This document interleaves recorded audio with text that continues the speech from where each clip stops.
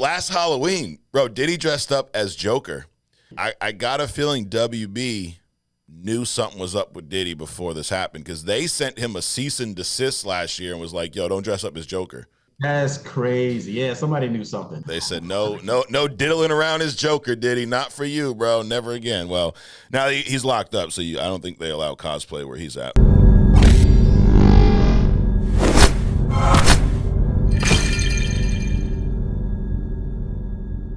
All right. Welcome to Only Comics. I'm Mike. This is Adrian. Well, that's like little mini Adrian because Adrian's not here, but he's over here. There you are. What's up, man? What's up, dude? I'm somewhere in the United States. Yeah. I noticed you have the Florida hat on, but I'm going to guess you're not in Florida. I am not in Florida. I'm not in jail either. Yeah, I was going to say, before anybody asked, you're also not in jail. There's that, right? Right. So you're traveling through the multiverse a little bit, but we could not, go a week and not deliver for the fans, right? So we got a little satellite connection, as they used to say back in the day, or the good old World Wide Web. But we're gonna bring you through an episode, like we always do. We got comic news and rumors to kind of start this off with. It's funny because it was a kind of a big week for comic book stuff, but there wasn't a lot in the news. It was, Agatha dropped, the Penguin dropped. It was Batman Day a few days ago, so there's that. So we do have I'll give you a little preview, Adrian. There's a Batman theme again this week, okay? So, dude, we talked last week about Bane, and man, some people got in their feelings, bro. Really? Yeah. Does that surprise you? Like we were in, as they say, Adrian, we were in the minority. Is that a shock to you? It does not. No. And I'm okay with it. There's some people get really mad though. They're like, that one guy said like we're on meth. I'm like, wow, that was extreme. Like, I don't know that. I've never tried meth. So I just think we didn't like mini Bane, You know how I have this like mini you right there? That's kind of like the mini Bane, That's kind of like the size difference. But now I will say this: there was a lot of people, as I call them, the comment defenders, Adrian, and a lot of them. Some of them had some good points. The ones that weren't all upset and got in their feels had some good points. They mentioned the dialogue, right? And I will say, as much as the size disparity, how we got mini Bane picking up, Christian Bale, who's 6'1". I will say that Bane did have some really good lines. Like I do like how the character was written, but it just didn't feel Bane. That's probably my biggest thing. What about you? Did you? I mean, I know you didn't kind of go through the whole movie, but like when he's in the stock exchange, or even like he mentions to someone, he goes, I think when he's fighting Batman, lights go out and Batman's like, oh, you adapted the dark. I was born into it. Like he had some cool lines throughout. Did you feel that way? Sure. Yeah, cool lines, but he just didn't do it for me overall. Yeah.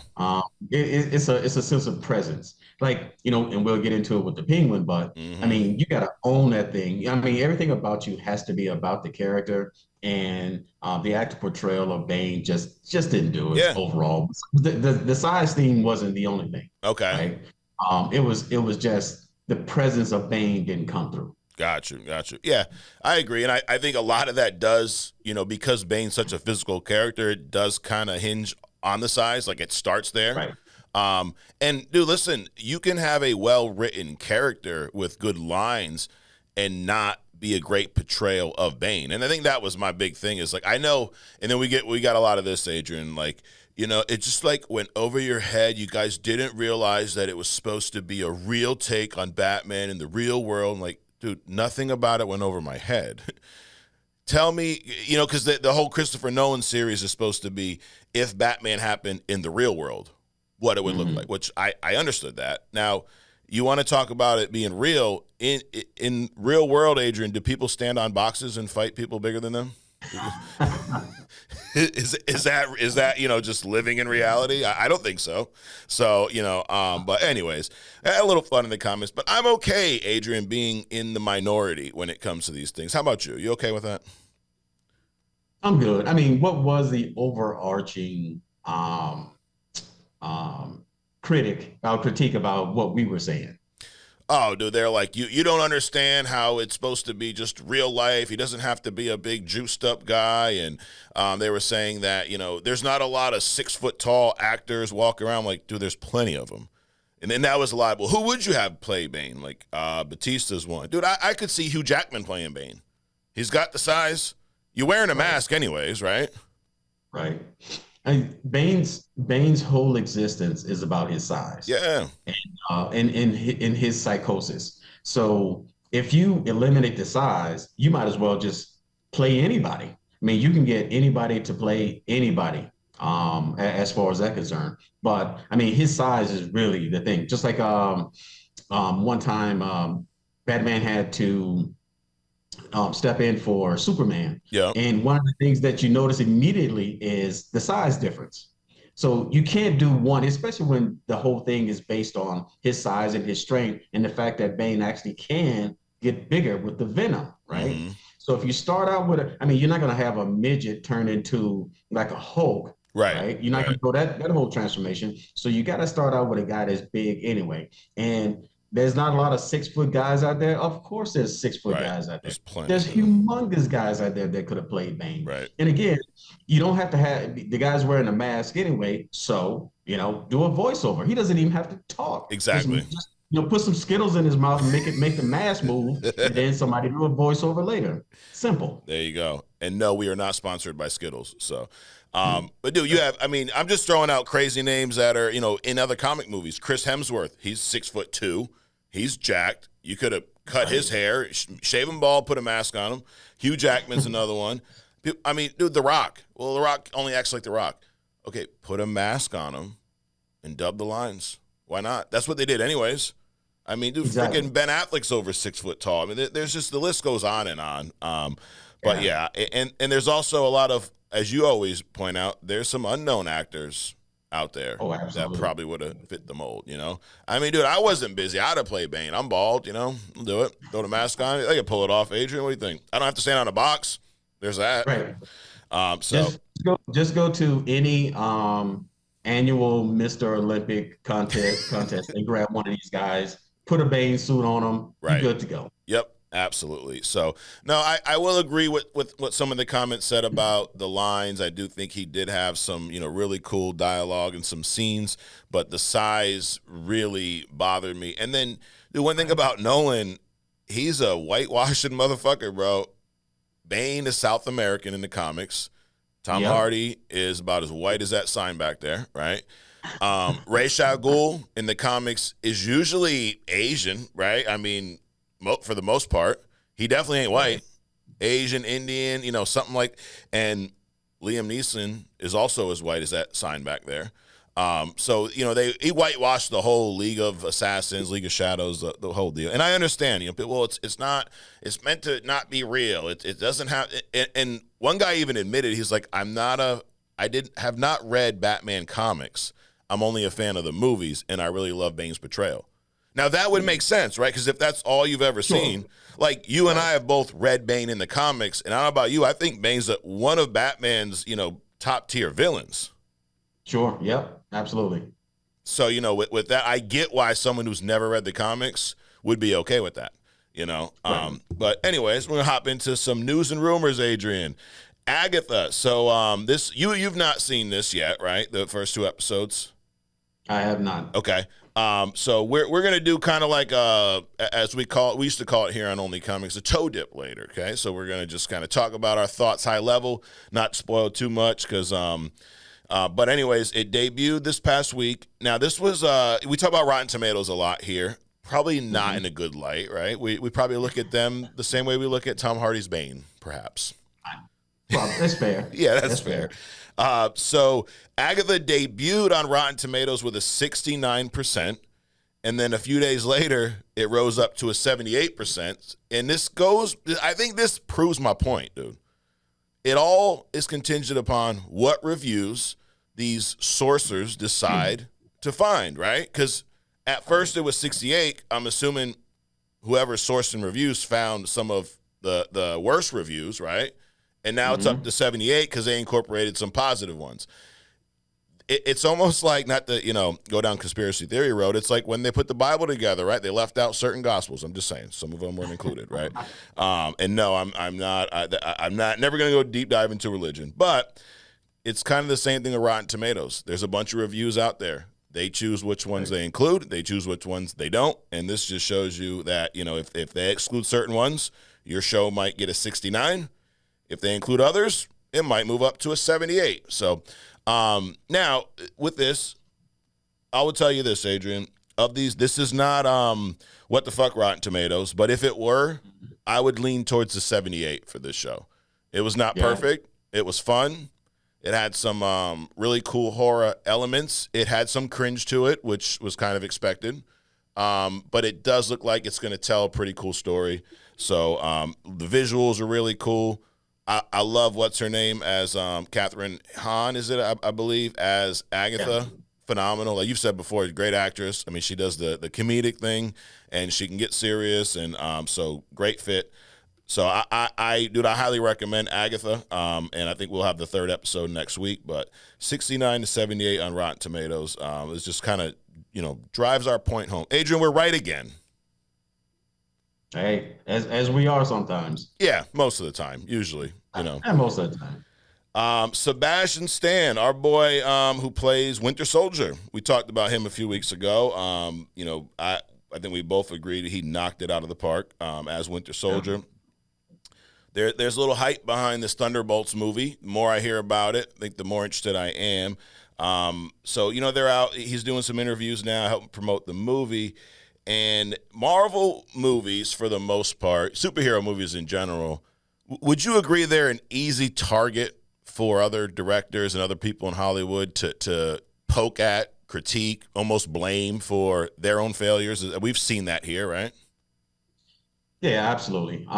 Because they're so prevalent and because they're moving into the movie space that, other actors in different genres of movies once probably owned or commanded or was in a lot. So now they're feeling butthurt maybe. They cannot act in these new genres of movies or are not being asked to act in those genres of movies, because you notice it's only the ones that are not being cast in the movies that's having the issue. Yeah. So Sebastian Stan, he agrees with us, Adrian. So he, in an interview recently, he says this. He says, it's become really convenient to pick on Marvel films, and that's fine. Everyone's got an opinion. But they're a big part of what contributes to this business and allows us to have smaller movies as well. That I couldn't agree more with this statement. Because, I mean, we talk about Deadpool Wolverine. They're, 1.3 billion, still killing it on the charts. It's going to hit streaming, I think, early October. Movies like that, they create such revenue for these movie studios, which actually allows them to have money to create some of these other shitty movies by these directors that are butthurt that nobody watches, but at least they have the money to do it, right? Right. You wouldn't have the, you wouldn't have the money for Beetlejuice if you're not making movies like this that are actually doing well, no offense. But I mean, in all seriousness, his point is like you kind of can't have one without the other. And also, he didn't say this, I'll say this, you can't blame your failure on Marvel's success. Would you agree with that? I would. I mean, it's almost like the rich and poor dynamic. Can you really have one without the other one? The richer the people are, the more poor there are serving them. The poorer, a group of people are, the more the greater the divide of wealth between the two groups. Yeah. So it's almost like in the comic book context, Batman and all the criminals he's created, or Night and Day, or the sun and the moon, positive, negative. You absolutely cannot have one without the other one. So yeah, we'll create some good movies that's going to fund or pave the way for those other movies like Venom, Morbius, stuff like that are cringeworthy. They're just going to be the filler, that and these other movies are going to kind of like bubble up in between them. Yeah. And then he goes on, he says, this is an artery traveling through the system of this entire machinery that's Hollywood. It feeds in so many more ways than people acknowledge. He says he gets protective of it because the intention is really fucking good. It's just fucking hard to make a good movie over and over again. Dude, I couldn't agree more with this statement. Thing about it is, we've talked about this here. Is every comic book movie good? No, God, no. There's some really bad ones, but then there's some really good ones. But as a whole, I've said this 100 times. You look at what just the MCU alone. Don't even talk about DC and their mishaps over there. Just Marvel alone. Look at this plethora of movies that we have at our disposal. I mean, go on Disney Plus, dude, and you could fill your next 3 weeks of watching comic book movies and be wildly entertained. Right. You're not going to love every single one. Some you're going to think are stupid. Some you're going to love. Some are going to be mid. Some are going to be boring. But as a whole, I mean, the benefits, the what it's done for the industry, and yeah, I think it's just, as you put it, people just being butthurt. It's like, dude, just because I'm winning don't mean you can't win too. Right. And then they get heavy critique when the couple, they have a run of few bad movies, dude. No, you can't hit every single one of them out of the park. There's going to be some duds. Like you got to try something, have it fail, to then know what you need to do to succeed. Right. And I think that's what Marvel's done. And dude, I think they've adjusted. I think they've realized that. They've acknowledged it. They kind of reset with Deadpool, Wolverine, and moving forward, it looks like everything that they have coming up looks better than what we've seen for the past few years, anyway. You know what I think, though. I really think that, these actors are just trying to maintain some level of relevance. Yep. There's absolutely no reason. What we're discussing now, they already know this. Oh yeah. There's no reason to go on record or make these kinds of comments. They know this stuff. There's good movies, there's bad movies. You're going to be in good movies. You're not going to be in some good movies. You're going to end up in bad movies, or you might not get asked to be in a movie at all. Right. That's just the way it works. And the only reason a lot of these people are coming out because they're fading, even in their own genre. They can't get picked up, in this new genre, and they're sitting on the sidelines wondering what's happening. So in order to maintain relevancy, they'll pipe up or pay somebody to interview them or catch them on the side of the street, right. and ask them a question, and just so they can stay in the public eye. So who cares, dude? One thing I do care about is this rumor here, Adrian. There's a rumor that Scarlet Witch may be getting a solo movie. So we've seen her in WandaVision. We've seen, Wanda throughout, from Age of Ultron, all the Avengers movies. WandaVision, I loved. I think you were talking about last week, you were a little hesitant to watch it until I kept talking about it every single week. But yes. I mean, Wanda as a character, I love Wanda. I love Scarlet Witch. I mean, she's one that they've done right. Is it identical to Scarlet Witch from the comics? No, they've changed some things. But sure. I think they absolutely nailed the portrayal of Scarlet Witch, and Elizabeth Olsen has killed it for years, But the rumor of a Scarlet Witch movie, when you hear that, is that something you're excited about? So they're going to resurrect her. Mm-hmm. They're going to come up with this white Vision who is, like the stepchild of Wanda and the original Vision. I mean, I'm intrigued by what they're going to do, but I could also not see Wanda again as a solo. I mean, she's a great character, but yeah. I don't know if another stretch of a show with her by herself is warranted.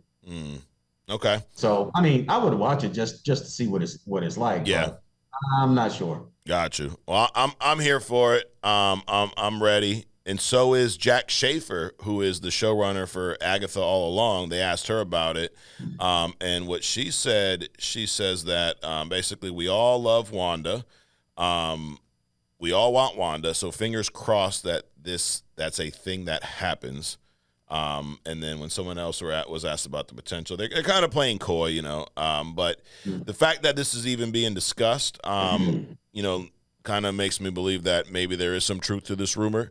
But I think there's a lot more to tell with Wanda. One of my favorite comic book, graphic novels is The House of M. Sure. And dude, that is just a phenomenal story. And you really get to see the full effect of Wanda's power. And it had such a impact. You know, I forget what hidden gem you were talking about recently, but it was one where this character actually kept their powers after Wanda, eliminated all the mutants. I think it was last week. It was last week. It was Typhoid Mary. Yes, there you go. Yep, Typhoid Mary. So she was, that big event in the comics where Wanda, said no more mutants, and most of the mutants lost their power. Typhoid Mary did not.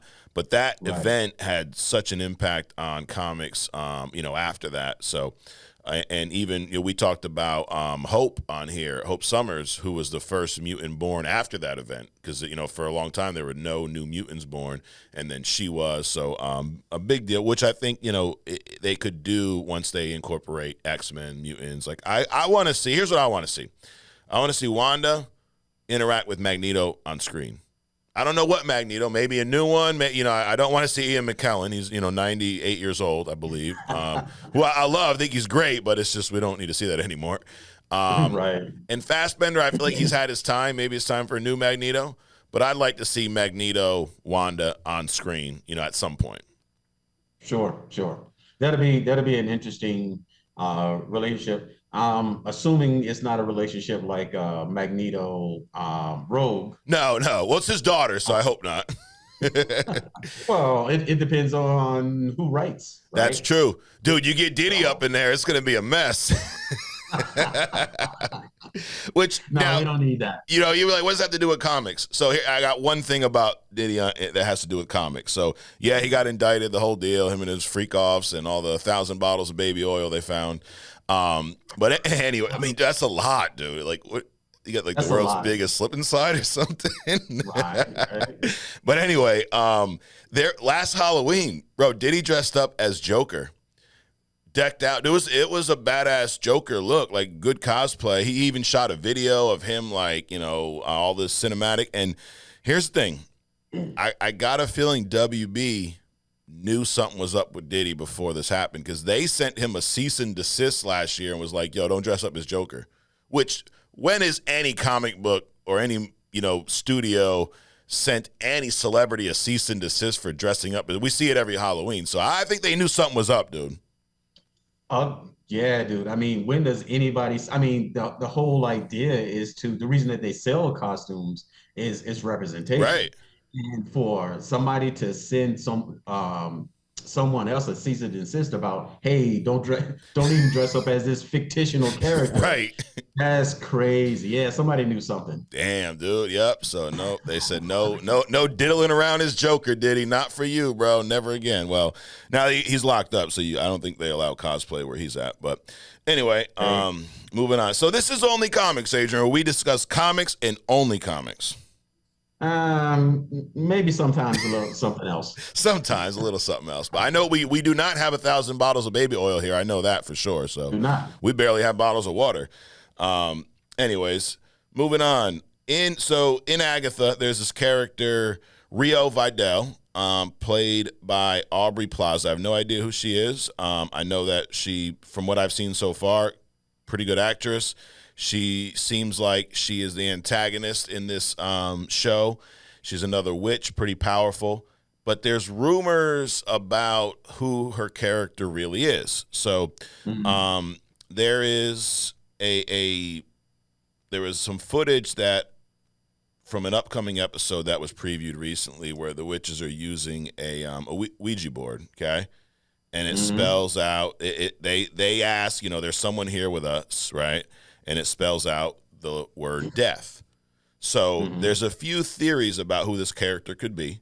And I'll go through them now. I know, after you watch the episode, we'll come back next week and give us your thoughts on who it may be. But here is what the interwebs are saying. They're saying that it could be Mephisto.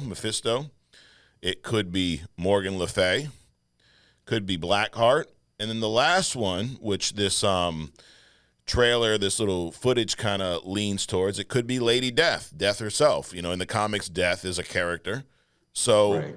I mean, I'm intrigued. I mean, you've had Morgan Le Fay. I think she was a hidden gem at one point, or at least, or was it the Mutant series? But we talked about her on this show in the past. Sure. I'm not, or it could be Etrigan. Who's that? The the hell demon. He like spits. He's like he talks in riddles. Okay, He literally looks like a demon. gotcha. Spits out fire. Blah blah blah. I Yeah, mean, there's a lot of people, but I mean, it would also be interesting if there's like a non-demon character that pops up as well. true. You know, and that could be infinite. Yeah. The other thing about this show, there's a teenager who is also somewhat of a witch, and there's a reason why this teen and Agatha connect in the beginning, but we don't know his name. Matter of fact, when he tells Agatha his name, it's kind of cool. There's like almost like an animated stitch that goes over his mouth so we can't hear it. And and I don't know if Agatha can hear it or not, or they just don't want the audience to know. But it was a pretty cool moment, so that's going to be a little reveal too. But again, this kind of just drives the point I made home earlier. I do think this is an intriguing show. I am looking forward to what's to come. Now, we've been duped in the past. If you remember a amazing show called Secret Invasion, where we saw the first 2 episodes and we're like, this ain't bad. And then, oh boy, it got bad. It got real fucking bad real fast. So anything can happen. So I'm not, fingers crossed. I'm kind of like the Agatha showrunner. Fingers crossed that your show doesn't suck, because it started off okay. But of these characters, who would you want to see on screen? Mephisto, and I'm probably messing that up, Morgan Le Fay, Blackheart, or Lady Death, if it was your choice? Probably Lady Death is more intriguing. Mm. Morgan Le Fay is more attuned to Merlin, that whole medieval thing. But I mean, I think she's immortal, so she kind of weaves her way through other things. But she's already intertwined with other characters. But I think Lady Death would be an interesting character. Mephisto is pretty cool too. But out of those names, I would probably say Lady Death. Okay. Yeah, I would say Lady Death or Morgan Le Fay. I'd be more, interested to see out of that. So I guess that remains to be seen who Rio Vidal really is. Next up, the Penguin. So you watched this. I watched most of it. I in my old age, Adrian, I dozed off. It happens. But what I saw, I really liked. And they were asking some of the producers of the Penguin about other Batman spinoffs, because initially when the Batman was released, did well. They confirmed early on that there was going to be a few shows. One of them is the Penguin show. The other was going to be a show about GCPD, the Gotham City Police Department. Yeah, kind of like, from their perspective. That was a rumor. Then that turned into becoming an Arkham Asylum show that really just focused on inside the asylum and the inmates. And I don't know, neither one of those have been confirmed since, but they did ask. It was Dylan Clark, who is an executive producer on The Penguin. He spoke to The Direct recently, and they asked about other spinoffs. And this individual said, if they asked if we would see a legal drama series following Harvey Dent, and then actually Matt Reeves is the one that responded. He said that thinking certainly in that way that our conversations have gone. I mean, kind of like vague, but almost confirms that at least they've been talking about a Harvey Dent show. So, I mean, we're only 1 episode in The Penguin. So, again, this one could go off the rails and be a shit show too. Who knows? But so far, so good. Right. From what you've seen from the Batman, from now The Penguin, would you like to see them give Harvey Dent, a few episodes in a little mini series? Is there any intrigue there for you? No. No? Okay. No, not really. I mean, I think Yes, he's a strong character, and we talked about it last week. He's the actor that portrayed him, Oh in yeah, Batman, Aaron. Yep. Aaron Lockhart or something, Eckert. or Hard something. Eckert, Aaron Eckert, yeah, him Yep. too. Um, but I think he's a supporting cast kind of a guy. Okay. He's a Robin to Batman kind of a thing, Mm. and he doesn't. Can he survive a couple of episodes? Sure, but I really wouldn't be interested in seeing him alone. I mean, you're talking about a district attorney turning psycho, Right. but with half of his face. I mean, don't they do that anyway? I mean, you don't need to, you don't need to scar his face in order to get a psychotic district attorney. Yeah, it's So just in their nature. I don't Gotcha. know.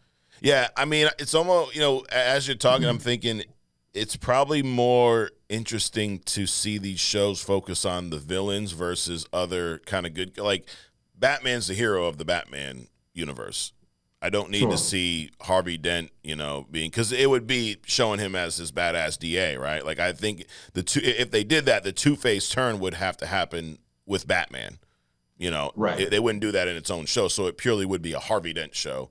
Which okay, I mean, I don't know that there's any other good guy. Like I like the fact that we're seeing the Penguin. I like, out of all these, proposed, I like the Arkham Asylum idea.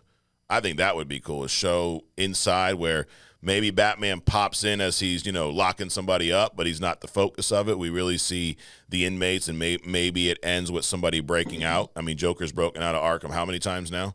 I mean, it's some badass asylum, but they just can't keep this clown in there for some reason. And Right. at the end of the Batman, their version of Joker is in Arkham. So I wouldn't mind. And now, not Penguin, the Riddler's right there. I wouldn't mind a show just dropping us right into Arkham, hearing some of their conversations, and find out how Joker eventually breaks out. I mean, that'd be more intriguing than a Harvey Dent show for me. Yeah, I agree. I mean, and Arkham can be so dynamic because you can have guest appearances by any one of those people that's been locked up, Mm-hmm. right? And you can have like an interview with the Joker or the real Bane Yeah. or any of the characters that's locked up, and then hear some screaming, cut over, and then you see the shadow of Batman beating the hell out of somebody in another cell. Yeah. You don't so because we all know that it's Batman-esque. We Right. don't need to have Batman there, but I Mm-hmm. think his presence should be there in some degree. But yeah, I think it could be extremely dynamic. Yeah, absolutely. One thing about the Penguin, did you realize, or how'd you feel about the new actor playing Carmine Falcone? Now he's dead, so it's like flashback scenes. But did you notice they recasted? It was originally John Tuturro, and now it's Mark Strong.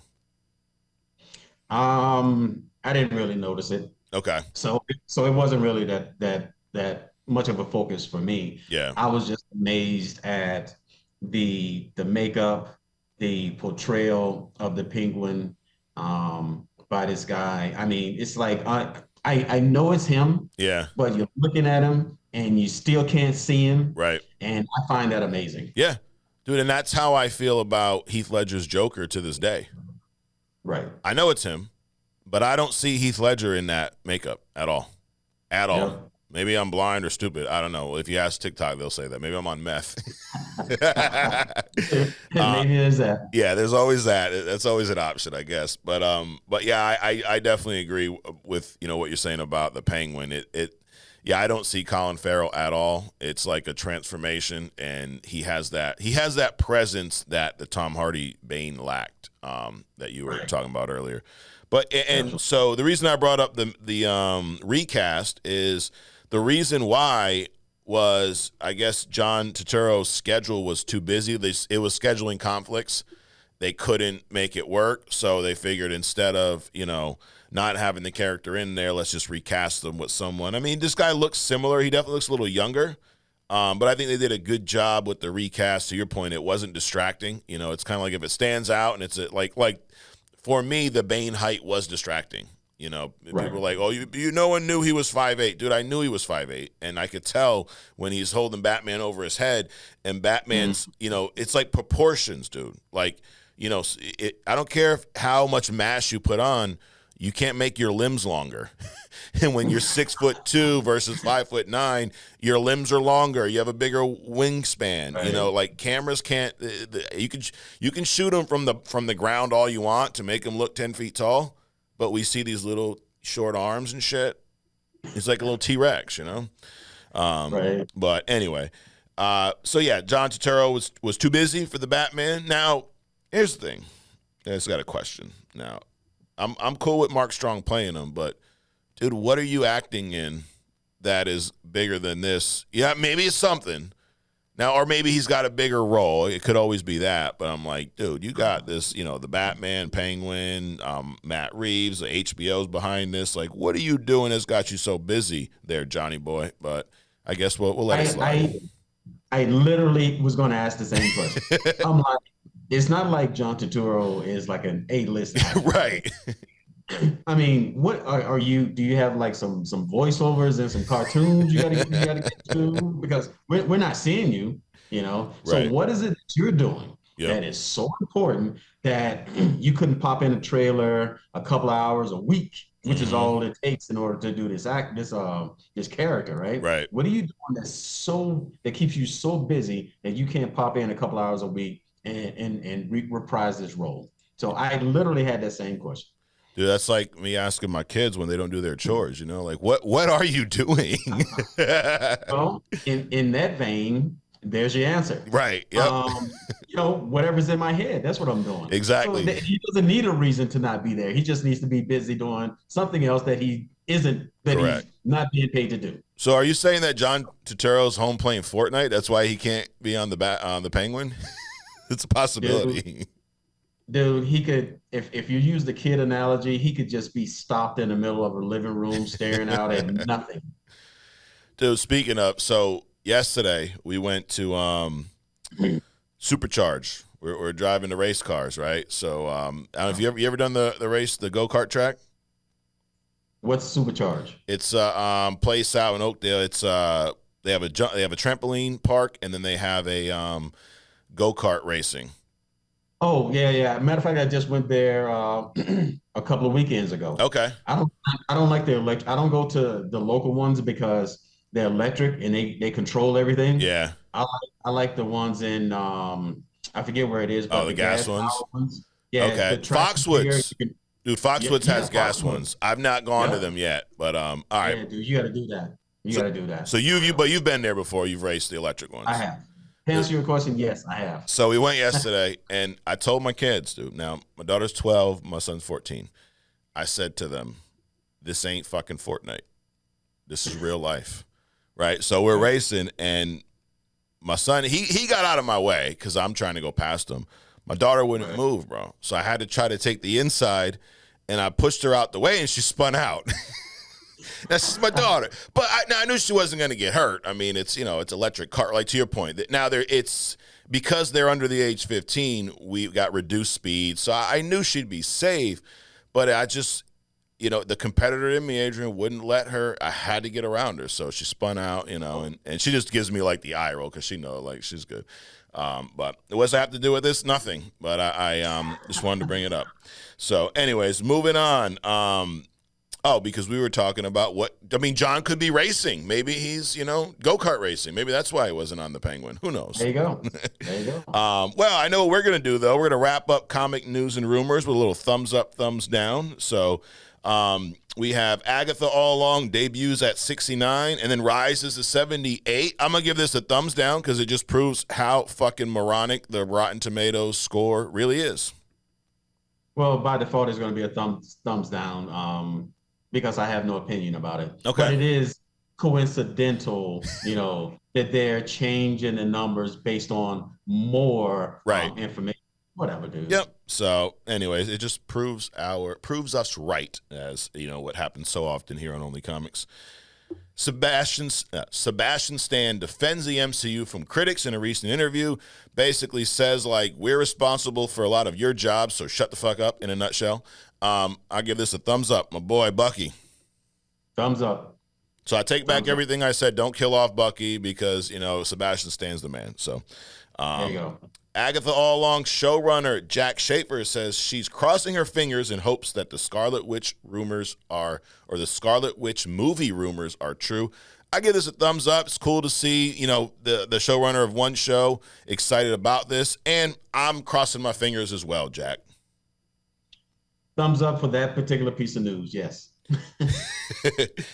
Aubrey Plazas, Rio Vidal, and Agatha All Along rumored to be Lady Death. I give that a thumbs up, and I hope it's true. Thumbs up. The Penguin producers confirm that another Batman spinoff is in development, and it could possibly focus on Harvey Dent. You know, after you talked me out of this, Adrian, I give this a thumbs down. Yeah, thumbs down. I mean, bring out some more excitement. Bring out a better Bane. I'd be interested in that. A Bane series? Yes. Hell yeah. Yes. And that would be perfect for this grounded Batman because he's all about physicality. I mean, dude, this Batman, from a fight, that's one thing that Matt Reeves has done way better than Christopher Nolan are the fight scenes. Right. Nolan's fights where he's up here doing this and it's just slow and the camera moves too. We can't tell what's happening. Dude, in the Batman, when he's in that subway in the Hawaiian Vengeance and he beats the shit out of that guy, bro, you feel, I mean, the way it's edited with the sound and you feel every fucking punch. Yep. That's the way a fight should be shot. So, anyways, last piece.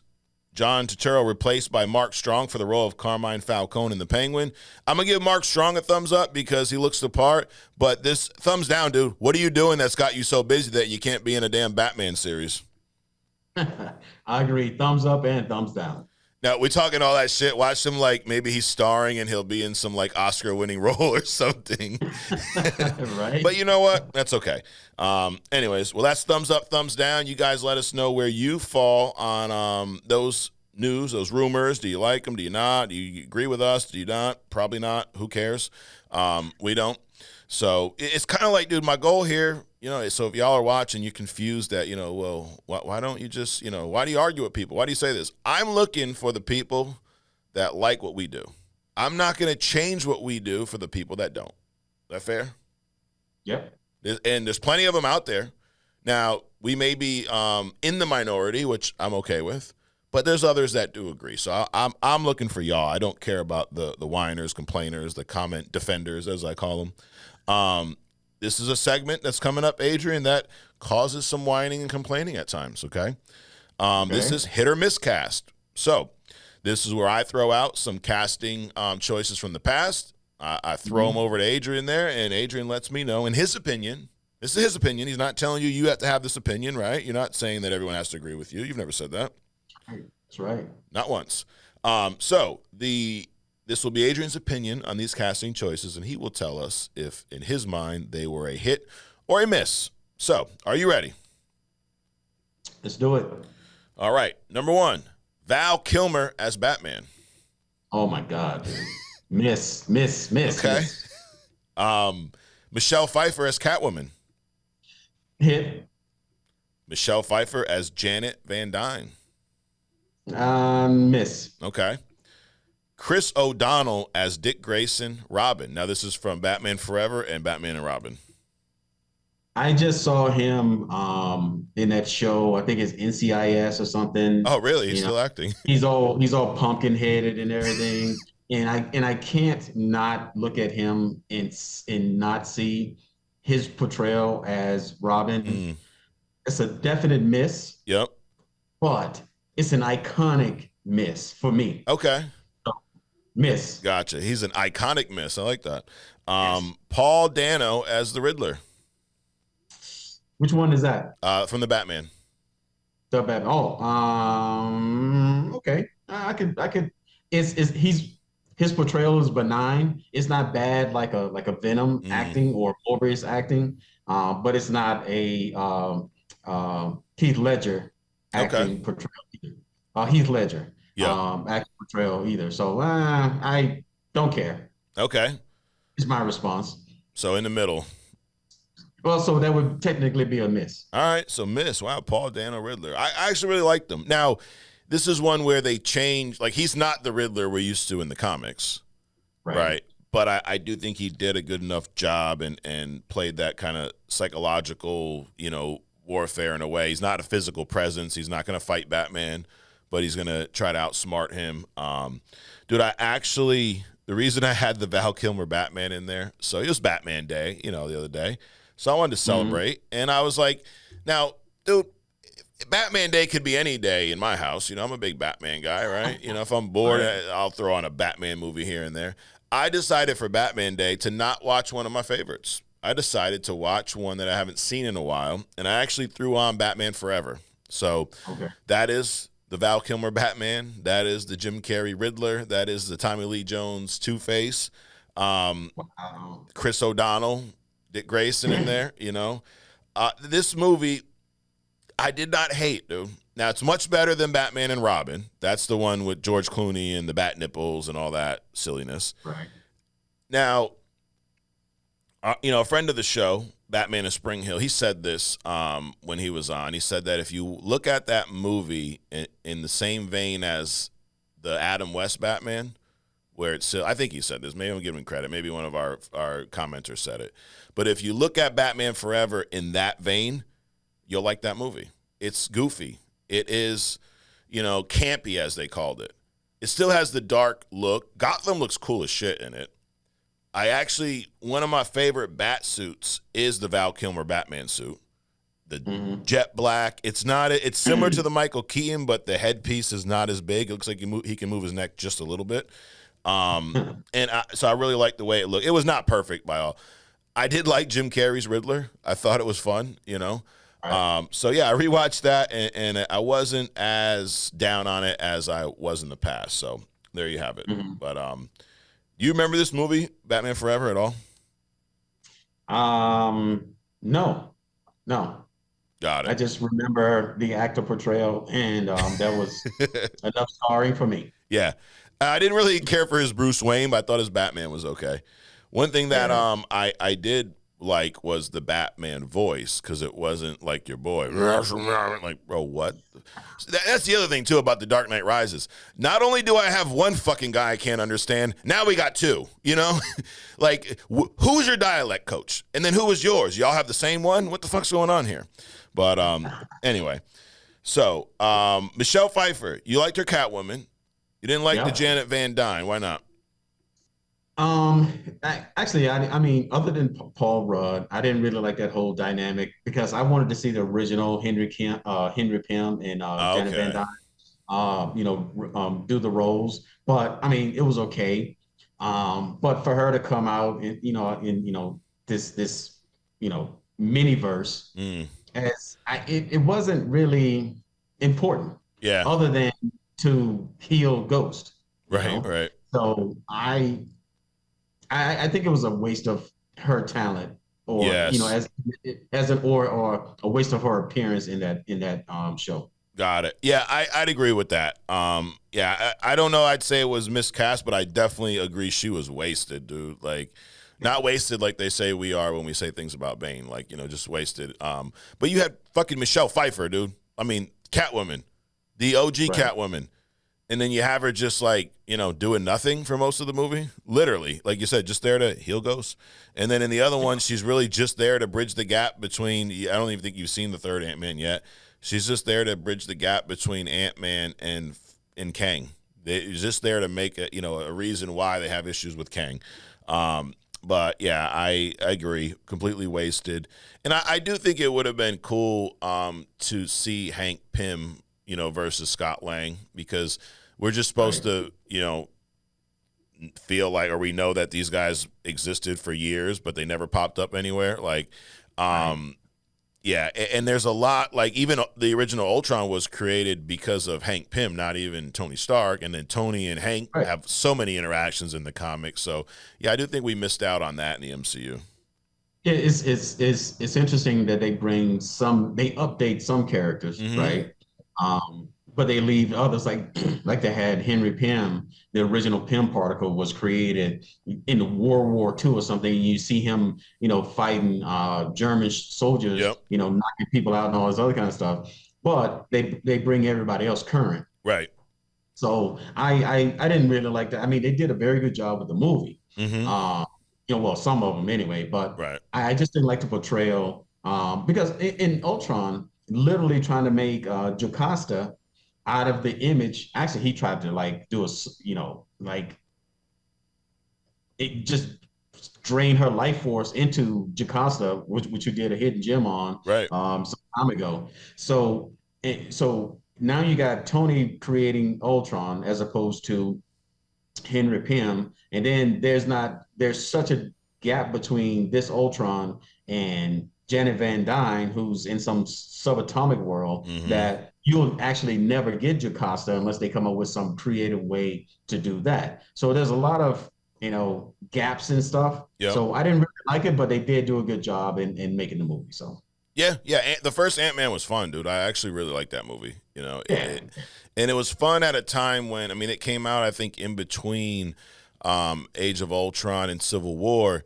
It came out at a time where there was a lot going on with the Avengers, but this movie felt like a standalone. It was just an intro to Ant-Man. It was a cool little origin story, which that was an origin that I'm cool with because we've not seen it a million times, so it was nice. It had a lot of comic relief throughout. Paul Rudd naturally funny. So yeah, I thought that was great. Dude, so on YouTube, Edward Jones, not the company, there's a guy named Edward Jones who commented here, Edward Jones 282. He says, didn't matter who played him, somehow Bane. Nolan just did whatever with the characters in that movie. I dislike the idea of a 32-year-old or whatever he was, Batman retiring, having his leg all jacked up, get the fuck out of here. Bane was just a dude. He did have some great dubbed over lines. Not sure if that was Hardy's voice or not, but he was spitting bars, talking so crazy, okay? The fights were grade A garbage, I agree. Nolan has no idea how to shoot fight scenes, I also agree. Or his AD doesn't. Batman fighting in broad daylight looks super stupid in live action. I literally can't agree more. And this hits the nail on the head with my issues with that movie, The Dark Knight Rises. Exactly. I agree. It's like, wow, that sounds like Mike. Exactly. Yeah, exactly. Yeah, it's pretty much what I said. And this was off of a poll I put on YouTube of, Tom Hardy as Bane, hit or miss. And most people said, it was a hit, which is cool. And the other thing is, dude, I respect your opinion. Just don't come at me talking shit like I'm fucking stupid because I didn't like Bane. I'm not stupid. I just didn't like Bane. Like, I understand what they were trying to do. It wasn't over my head.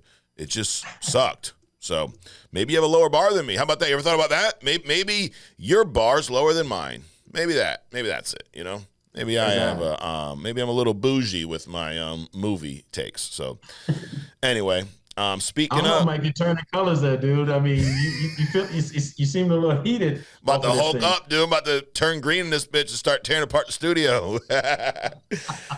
Anyway, no, I'm not. So, moving on. What the fuck, Rotten Tomatoes? That's one of your favorite, at least your favorite names we have on the show, right? You're big on this. Yep. So this week, more not mostly. I got a handful of Batman in here mixed in with some others. So, and this is where this segment changes sometimes. Sometimes we rank the movies. Today it's going to be your typical audience, critics versus audience. So as many of you may know, Rotten Tomatoes has two scores. They have a critic score. They source a bunch of reviews. They handpick them. And based off of the percentage of negative versus positive reviews, that's how you get the score. They pull 100 reviews. If 50 of them were good, 50 of them were bad, they're going to say that's a 50% on Rotten Tomatoes. The audience score is a little different. If you can prove that you have a movie ticket for the movie you're reviewing, you place your review online, and they do similar type of aggregate score, but it's based off the audience, not the critics. So anyway, we're going to let you know if we agree with the critics or the audience for the most part. Number one, are you ready, Adrian? Let's do it. Batman Forever. So it's one we just talked about. Critics say 42, audience say 33. Now, you've not seen it in a while, but what would you lean towards? Probably the 42. I mean, I can't imagine. It's hard to imagine a movie sub 30. Right. I mean, Venom. No, not even Venom, dude. I would go like the 42. Yeah, I agree. I would say 40. I think that's pretty accurate too. It's not I mean, me personally may bump it up to a 50, but I'd lean towards the critics on that one. So you talk about it's hard to imagine a movie sub 30. Well, start imagining, okay? Catwoman, the Halle Berry Catwoman, everyone's favorite Catwoman. Oh yeah. The critics gave it an 8. 8, not an 18, not an 80, a fucking single digit 8. The audience gave it an 18. Where would you fall on this? Wait a minute. Who gave it the 8? The critics. The critics gave it the 8. The audience 18. I'm reimagining. Yeah, I'm gonna go with the critics on this one. Yep, same. Sorry, Halle Berry. And the guy last time got all butthurt. I'm not saying she's not a phenomenal actress and she's broken down, but I get everything she's done. But she did make this shitty ass movie too. It's like two things can be true, right? Exactly. I mean, Al Pacino's like one of my favorite actors of all time. But remember he did that dumbass movie with Adam Sandler where he's like the devil. Like, dude, it was horrible. It was horrible. Dude, I could say this. He's phenomenal at Scarface, and when he did the movie with Adam Sandler, it's one of the worst things I've ever seen in my life. Does it make him not a good actor? So, anyway. Now, Halle Berry, I mean, I agree, a phenomenal actress. Yeah. Just stay out of comics. Yes. Just stay out of comics. Yep. You've proven that you cannot act a superhero or a comic book character. Correct. So it's kind of like we have only comics. You need to have no comics. That's just have that, and your rule. Put that sign up in your house, Halle. We know someone that can make it for you. All right, Man of Steel. Critics gave it a 56. Audience a 75. So shit, almost a 25-point or 20-point difference there. Who's playing Superman in this? Henry Cavill, the first one. Henry Cavill. Oh, okay. The audience gave it what? 75. Critics 56. I go with that. You go 75? Yeah. You like that movie, huh, Man of Steel? Yeah, I like Cavill as Superman.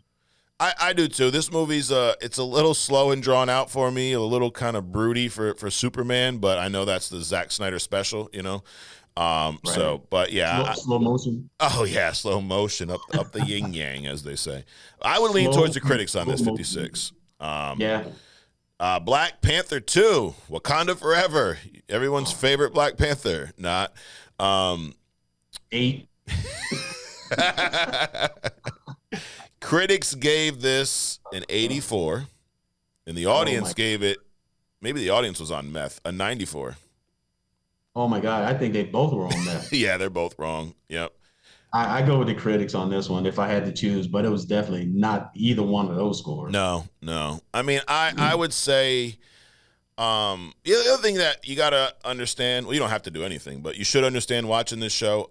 Like I was watching Pat McAfee the other day, and he has a little disclaimer on the bottom of his show, and it says, this is meant to be comedic and informative. Like, don't take us too serious, right? Like, just have some fun. Some of what we say here, we're just talking shit. I mean, I do feel this way, but I'm not upset at you if you don't. So, anyway, Black Panther 2, we give it a lot of shit. We make fun of it. I didn't hate the movie. There's some, good aspects of it. I wouldn't say it's 84. I'd probably give that movie, dude, honestly, on a scale of 100, probably a 64. Maybe a 60. Solid 60. That'd be mine. Everyone's favorite movie, Adrian, number 5, last but not least, The Eternals. Dude, I tried to watch that movie yesterday because because last week we talked about, hey, we haven't seen these movies in a while. Yeah, that's better, than what we originally thought. Yeah, no, not the case. Were you even able to get through it? Dude, I literally had to shut it off and leave the room. I couldn't do it. Damn, dude. That's crazy. You're traveling, and the options of what you have to watch when you're traveling aren't like, what you have at home. And even in that, you're like, I'd rather watch nothing than watch this fucking movie, Absolutely. Absolutely. The critics gave The Eternals, Adrian, a 47. And the audience, they're smoking that same meth the other audience was smoking. Gave it a 77. Critics. Yeah, I would definitely lean towards the critics. But I would you say 47's high? Was that about right? I would say it's about right. It's not. It's definitely not Halle Berry's Catwoman. Right, right. I mean, it's not. I don't think it's that bad. Okay. Just bad enough for you not to be able to get through it. Exactly. Yeah, you know what? Yeah, 40, 47. I mean, I'm definitely leaning towards the critics. I think that's pretty accurate. I think I went with the critics across the board this week. I said Batman Forever, critics 42, Catwoman 8, Man of Steel 56. You said audience on Man of Steel. Black Panther 2, I went critics 84, and then Eternals. So, man, the critics they're on it this week, dude. Look at that. There you go, critics. All right. About time. Let me tell you how bad Catwoman is, right? It's so bad I won't even consider rewatching it. The Eternals, I at least gave it a chance. Yeah. So just so you understand the difference. Yep. Dude, I'm still. Which movie would I watch to get out of jail? I would stay in jail than to watch that one. Damn, dude. Yo, you think they're gonna give Diddy that same, get out of jail card? Watch this movie or that one? No. I mean, I don't really get into it, but it seems like he had a long time. Yeah. He had his run, but he also had an opportunity to get out of it. Yep. Which he did not do. So whatever. Nope. He did not get out of it. So, all right. We talked about Agatha All Along a little bit earlier, and I won't go crazy spoiler because I know you've not seen it yet, Adrian. But I will say this: it was a fun show. It fits the season, Adrian. We got fall is upon us, as you pointed out last week. I mean, dude, the leaves are starting to fall. They're changing colors. It's not, ball sack dripping hot anymore, so that's good. So I hope we actually get a fall, because sometimes those of you that, live in New England, there's years where it goes summer to winter like that, right? Like it just stays warm throughout the fall, and then one day it's snowing. So I hope we actually get a fall this year. But this movie, like, are you one of those that, fall comes around, Christmas comes around, you start watching some of these Christmas theme, Halloween theme movies? Is that what goes on in your house? Absolutely. Not so much the Halloween stuff. Okay. Definitely Christmas stuff. Definitely Christmas. I renew my subscription, and what is it? The greeting card. Hallmark. Hallmark channel. Hallmark. Yep. I gotta watch. God, man, I'm forgetting everything today. It's like you travel around and you got to watch out for people like hitting you. Yeah. So you forget all this other stuff. What is it? Anyway, it'll come back to me. Miracle on 34th Street. I'm definitely into more Christmas stuff than I am Halloween. Okay. I like both. So I mean, I'll usually throw on some of my horror movie favorites. Like I'll watch the original Halloween. I'm a big Chucky guy, Child's Play. So I'll watch some of those movies. Okay. They're Halloween theme for me. Also, the Batman. The Batman's a Halloween movie. Takes place in Halloween. Okay. I mean, literally starts with it's October 31st. So the Long Halloween, I read that comic every year around this time as well. Okay. So anyways, why I say that is this show has that feel to it. It has I'm not a big Hocus Pocus guy. I wasn't crazy about that movie.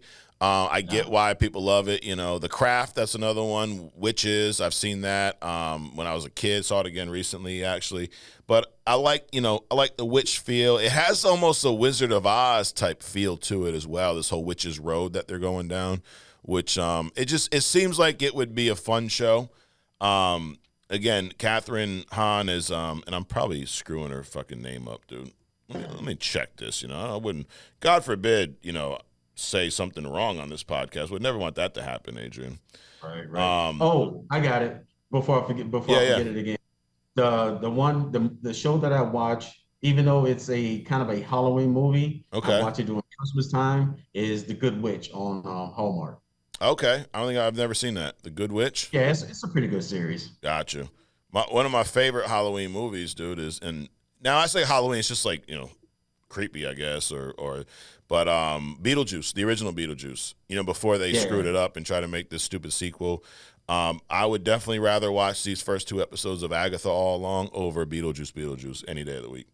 But yeah, Catherine Hahn, Hahn. So I was saying it right. I don't know why would I doubt myself, But she knocks it out of the park as Agatha. They do, you feel Scarlet Witch / Wanda's presence in this show. It's funny because both these shows that dropped are kind of spin-offs of something else, and you feel the presence of a character from that other show or movie. Like the Batman, which we're going to talk about next, you feel the presence of Batman in the Penguin, but it's not overshadowing, you know, at least it wasn't for me, and it felt like, you know, Penguin was allowed to just kind of do his thing, but you knew it took place in that world. And it's kind of the same thing here with the Agatha show. It feels like, you know, a lot of this is because of Wanda. Like in WandaVision, they had that fight, and then she put a spell on Agatha. So we see what happens after that. But also they do talk about the fact that Scarlet Witch is now dead. We saw, you know, in Doctor Strange 2 what happens. So I like that it's enough to – it doesn't feel like you need to have watched 30-something movies. And that's part of the issue with Marvel in the MCU nowadays is there are some times where it's like if you haven't seen all of this, this isn't going to be as appealing to you. I don't feel that way with this show. So I highly recommend checking this out. Third episode drops next Wednesday. So, you know, once Adrian gets back from his multiversal trip, we'll dig a little deeper into this. But the Penguin, episode 1, you got to see this whole thing. I saw most of it. Right off the bat, I liked it. I liked the feel. I liked the dude. You know what also was cool was like it's on Max and they have that opening, the HBO logo and all that shit, and it kind of brings me back to watching The Sopranos. Remember when you'd have to wait Sunday night? Shit came on at 9 or whatever it was. You're getting ready, get home, you throw it on. You hear that HBO logo, and you're like, oh, it's about to go down. Tony's about to kill some motherfuckers over some gabagool. It's about to happen. But it was good, right? Like, and it kind of gave me that feel. And the funny thing is, the Penguin character, Oz Cobb, as they shortened it from Cobblepot, felt kind of Tony Soprano-esque to me in a way. You know, which I got from the Batman movie as well. I like that it picks up right after the Batman, you know, like literally right at the end. And it kind of recaps a lot of the stuff, but we see a different perspective. We're seeing it on the news versus being in kind of Batman. Like the Batman, you're in Batman's head the most of the movie. Like he's narrating it. It's his perspective. And I like that feel here. Like this felt like it was from the Penguin's perspective. How did you feel just initially dropping into this? I mean, it feels like you just get dropped into Gotham and here we go. What did you think right off the bat watching this? Right. I like the recap with the flooded city and things like that. But dude, the movie was so good, I immediately forgot about Batman altogether. Yeah. So this movie was able to, I mean, it's everything that the critics are. You know, how you look at some of the commercials and they're like the best movie in the multiverse and this and that. It's really a good movie and it can definitely hold its own, at least the first episode outside of Batman. I just immediately forgot about the whole Batman connection, you know, right after the flooding scene. Yeah, okay. We see Alberto Falcone very early on. Very different Alberto than we saw in the comics. Because remember Long Halloween, he was the child of Falcone who was not messed up in the mob. He was a smart one. You know, Carmine sent them off to, you know, Ivy League school. He's like, I don't know if he was a lawyer, doctor, but he was not living the life of organized crime. In this show, we see that this version of Alberto basically thinks he's taking over the Carmine crime family after his dad passed, right? Like after his dad was shot in the movie. So a different approach, and dude, very early on, Oz takes him out. You know, Oz is up in the penthouse. He's breaking into his little thing or whatever, and Alberto shows up. They have some words, and it leads to Ozzy just dumping a few rounds in him, and he's done. How'd you feel about this interaction and them killing all? Or first of all, how'd you feel about the different take on Alberto, and then this interaction with Oz? Not enough exposure with Alberto to do a comparison and contrast. So I just accept him, his portrayal as it was. I think it did the job, which was to piss the Penguin off for him to kill him. That was like, I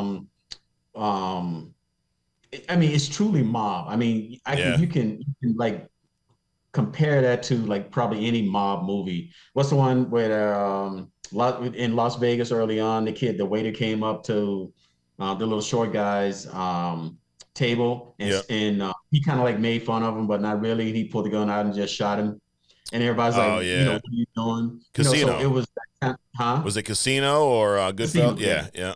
Yep.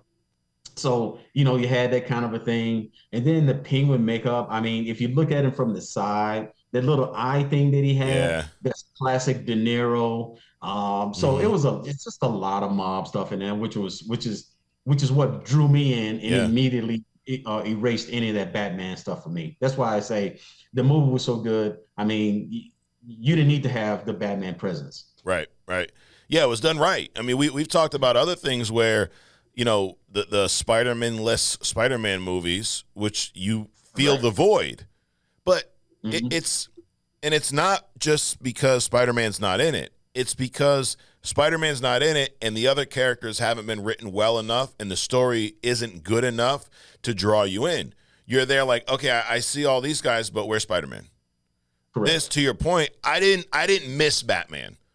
I felt his Right. presence early on. I know we're in Gotham, but the minute, we see Oz and Alberto and their whole dialogue, I'm drawn into where, okay, now I'm in the Penguin's world.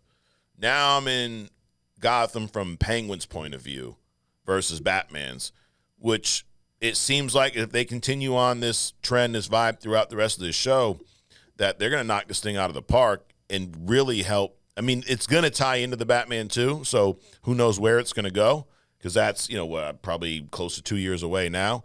But if they Mhm. do this right, dude, they're going to build up that second Batman movie. They're going to build the intrigue and the demand for that second movie. Not that, most fans aren't already, craving it, but it's going to just add to it to really be able to knock it out of the park from a box office level or whatnot.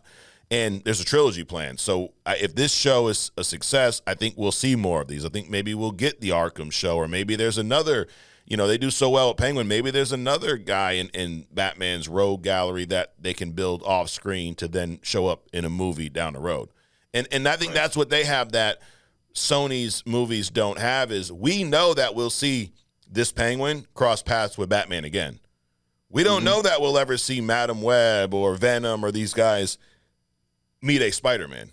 The Mhm. Penguin was introduced into Batman, and now we're looking at things from his view, and we know it's coming back. So it's and again, to your point, the mob stuff I absolutely love. Like, I'm a Mhm. big fan of Sopranos. To me, is the best show ever on TV. Like, there's never been a show since that show. There's not been a TV show better, in my opinion. It ain't Wow. Breaking Bad.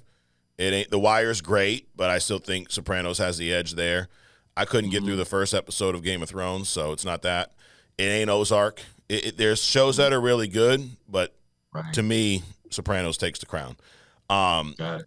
I love The Godfather. I love Casino. I love Goodfellas. So and it's been a while since we had a really good new mob story. And Should we know? I mean, shouldn't we just, hold these things, dear to our hearts, like in memory yeah, kind of a thing, and just not try to, overshadow those or outdo those. Just leave them, iconic movies and make something else.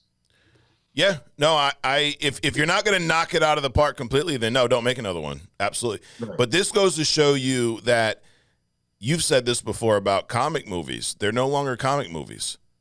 Right. We're going to see, it feels like, a really good mob-esque type of story that takes place in Gotham City from a Batman comic book. And I don't think when I watching this, I don't feel like I'm watching a comic book show. I just feel like I'm watching a really good show. Mhm.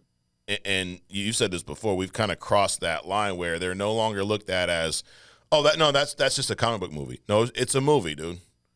It's a movie. Right. It draws its inspiration from comics, just like other movies draw their inspiration from folk tales, true event, whatever. That's just where it draws its inspiration from. And, we as a fan gets to kind of benefit. But how'd you feel about I forget the guy's name, the one who's helping Penguin, and he meets him. He's trying to steal the tires off of his car, the Maserati, Right. which is very similar to the way Batman met Jason Todd in the comics. I don't know if that was intentional or not, but remember Jason Todd was trying to hijack the Batmobile's rims, and Batman found him and basically brought him in as Robin after Dick Grayson left. So I don't know if that was intentional or not, but this kid, Penguin, kind of brings him in, forces him to help clean up the body, right? And he's ready to kill him because, like, this is what we do. And the kid kind of talks his way into not, and now they're working together. How'd you feel about their dynamic? I thought that was pretty cool. It almost felt organic. It's almost like, and I think it's the stuttering that Penguin identified with that is the reason that he really didn't kill him, right? Yep. Because I think he kind of saw his deficiency in the kid, which is why he brought him along. Yep. Well, he brought him along. Well, that stopped him from doing something to him at that immediate moment. But later on, after they disposed of the body or, hit the body or whatever, I think as the kid is talking to him, he talked himself out of being killed because of Penguin saw his deficiencies in him. I thought it was a great dynamic. And this also goes into what we talk about when you have like the Lucius Fox, the Alfreds.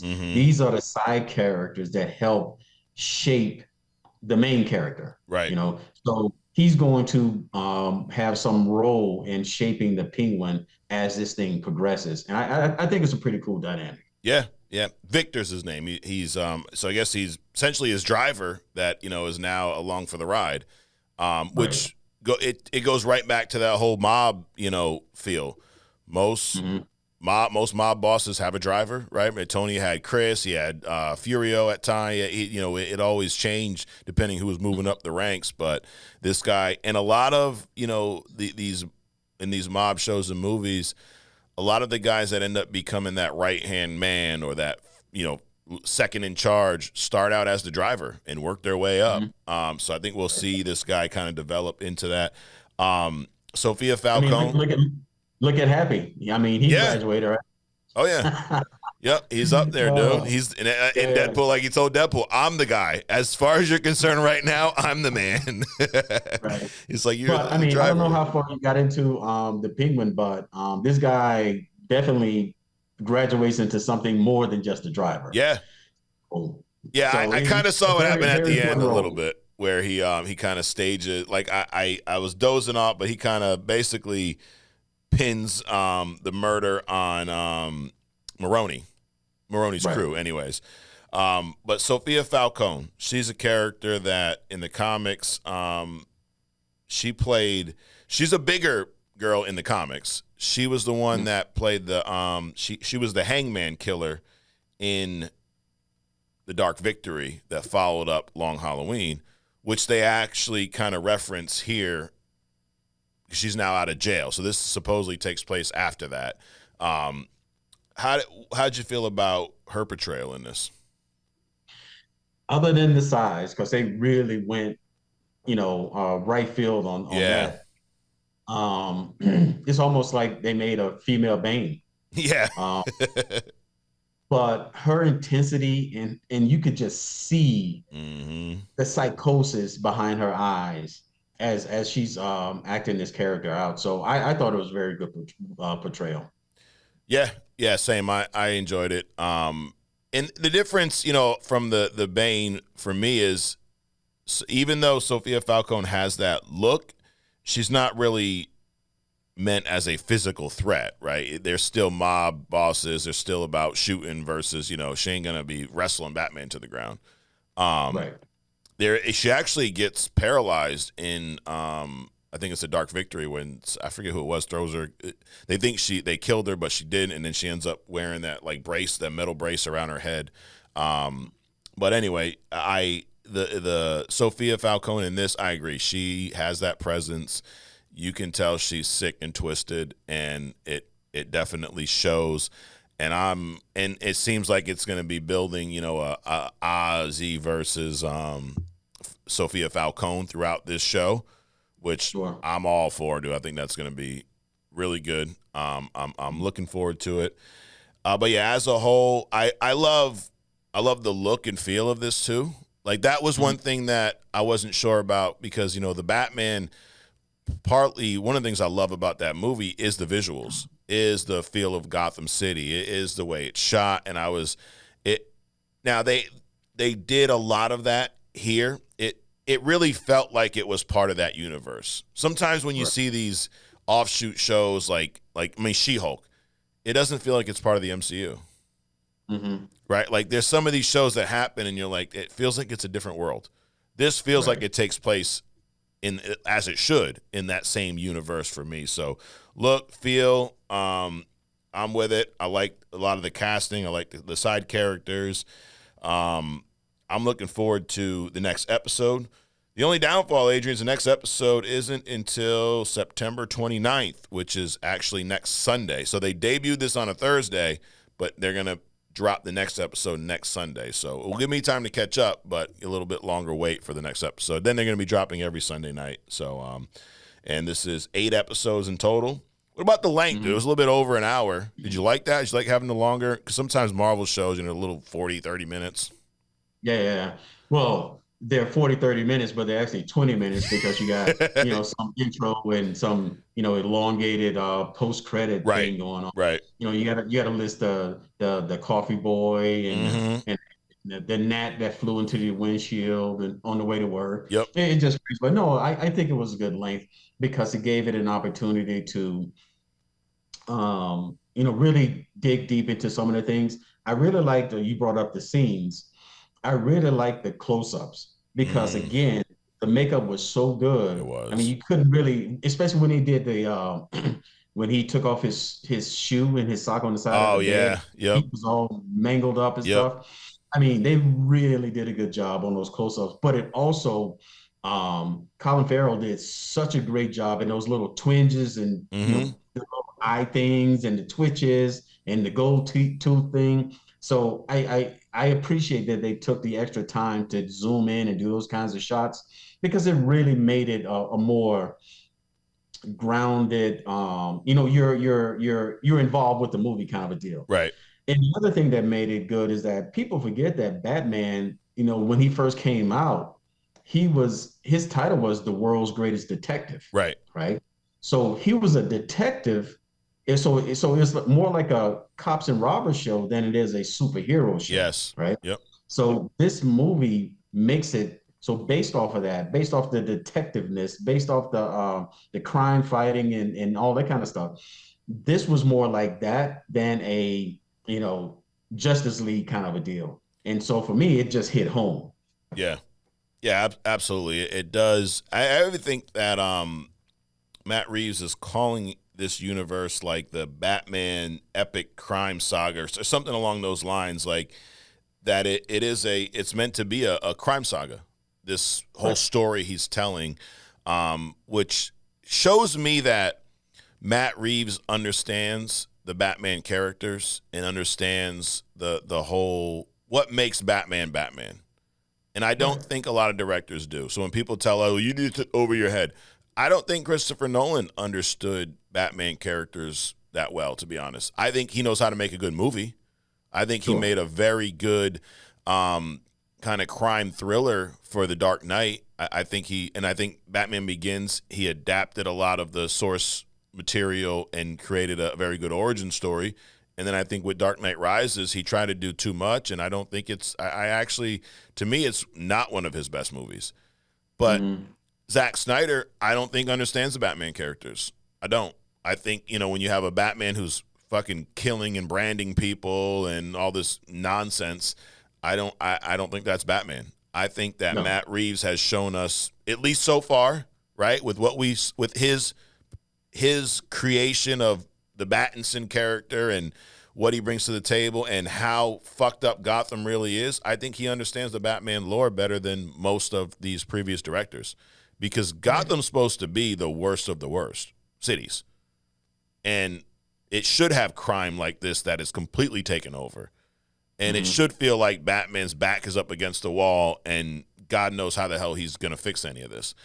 So I think from a all-around standpoint, this whole Bat universe, this epic crime, whatever the hell you want to call it, I think when it's all said and done, it will be looked at as one of the best Batman stories told if it continues down this path. Yeah, I agree. All right, moving on. So that is our little toe dip, as we used to call it. Those of you who've been around. You know what? I love when I get these comments on YouTube. It's like someone they'll find our page and they go back and watch like every episode. Like I'm getting caught up on every episode, and so this guy right here, what's he say? Love my show. Oh no, never mind. Let me bring up this other comment here. This is a good segue for Hidden Gem, Adrian. So, Sons of Sekhmet, he recommended Typhoid Mary last week. So he says, this is directed at you, Adrian. He says, thank you times 1,000,000 for the Hidden Gem. Adrian did a 5-star presentation here. Even stuff I had forgot about. That storyline was powerful when I first read it. Love everything y'all are doing. So thank you, Sons of Sekhmet. And thank you, Adrian. 5-star. I agree with Sons of Sekhmet here. You did have a 5-star presentation last week. Thank you. Typhoid. I mean, it was a good hidden gem. He suggested another one, Beta Ray Bill. That's that one that, it's like a dog or something, or what is it? What is Beta Ray Bill?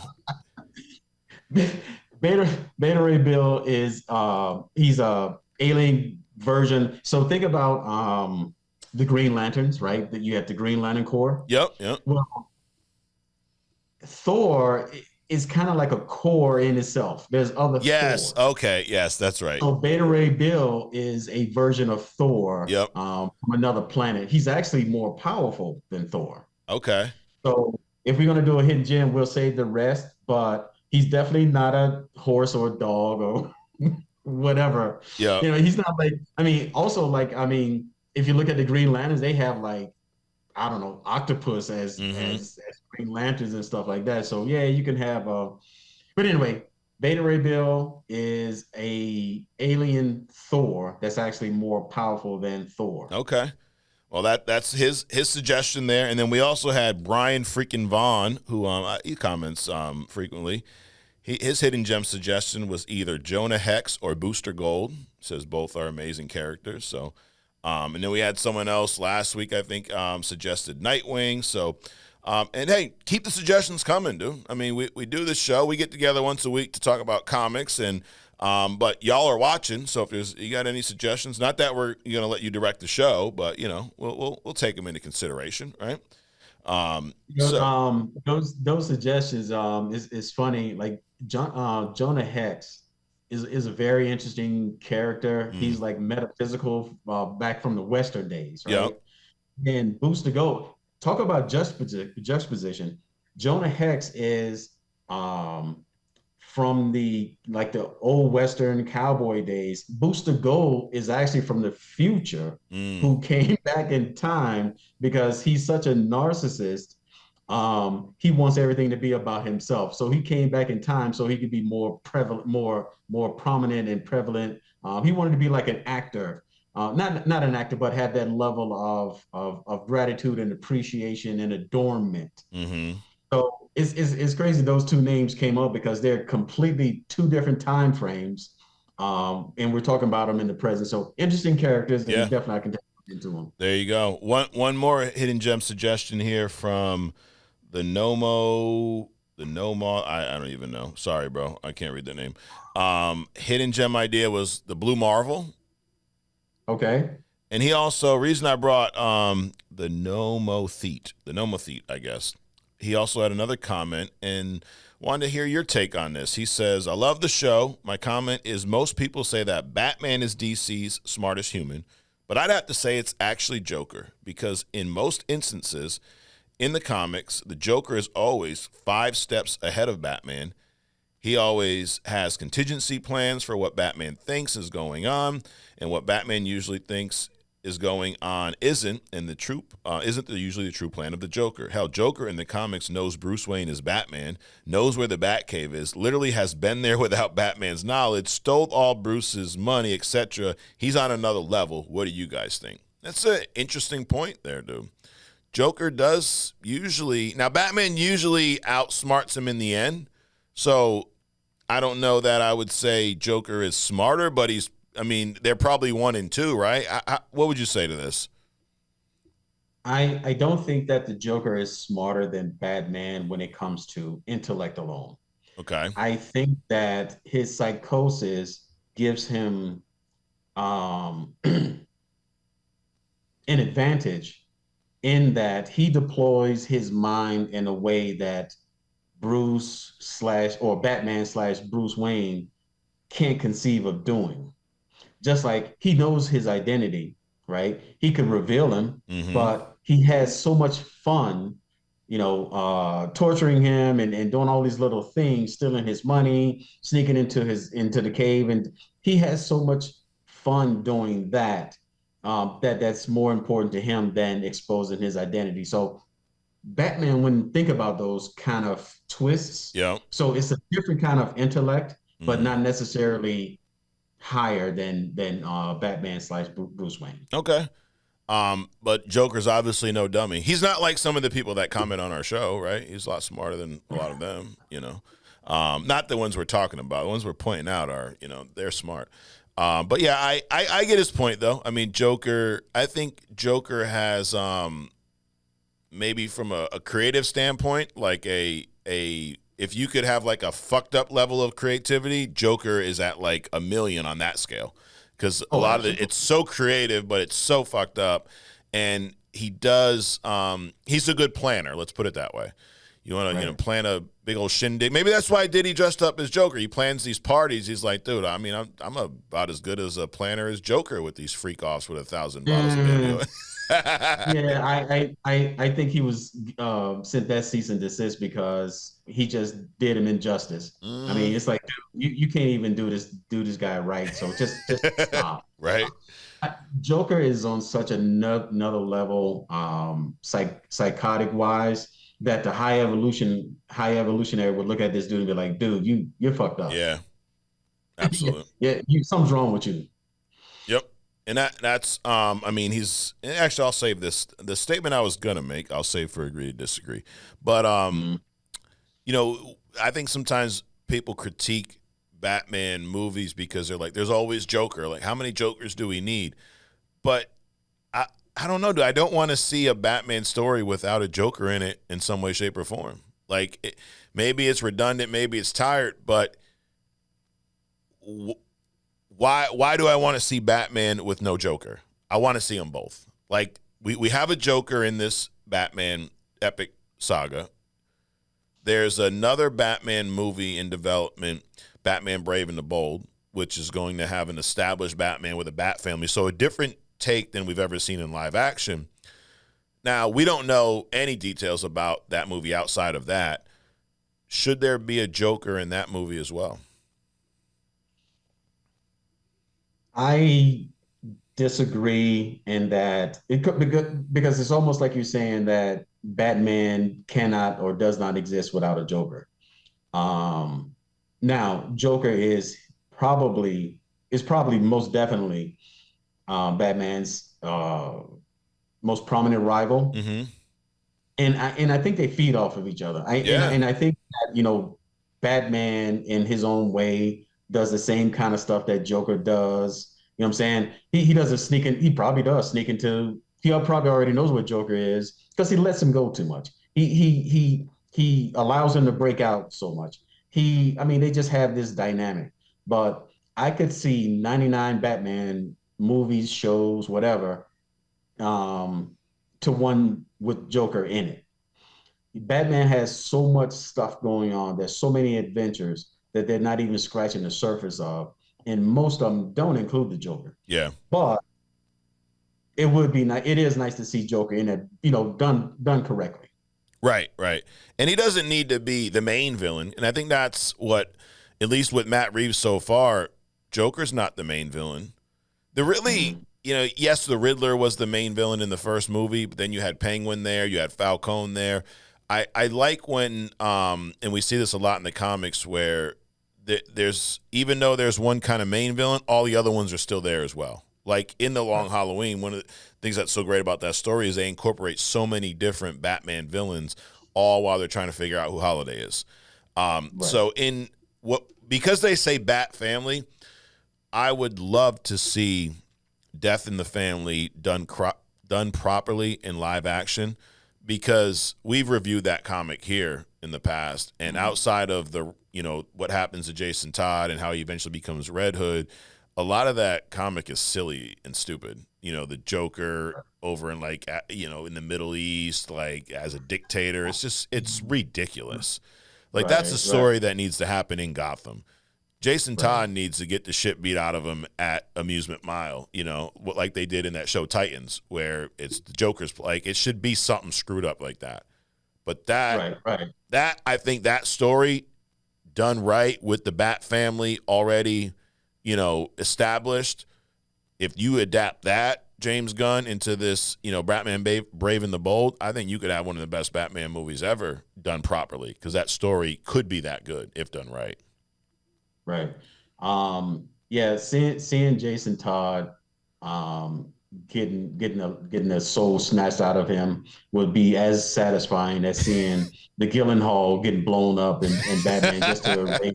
That was just anyway, so that's my comparison. Yep. But Jason Todd is such an asshole. He is. And any opportunity to see him erased would be great.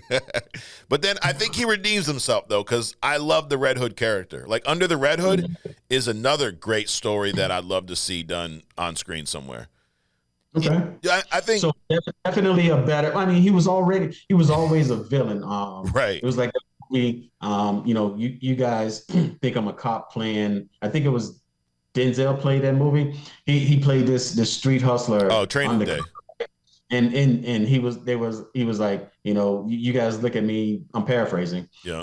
As a cop playing a gangster, and I'm actually a gangster playing a cop. Right. Right. Jason Todd was always a villain.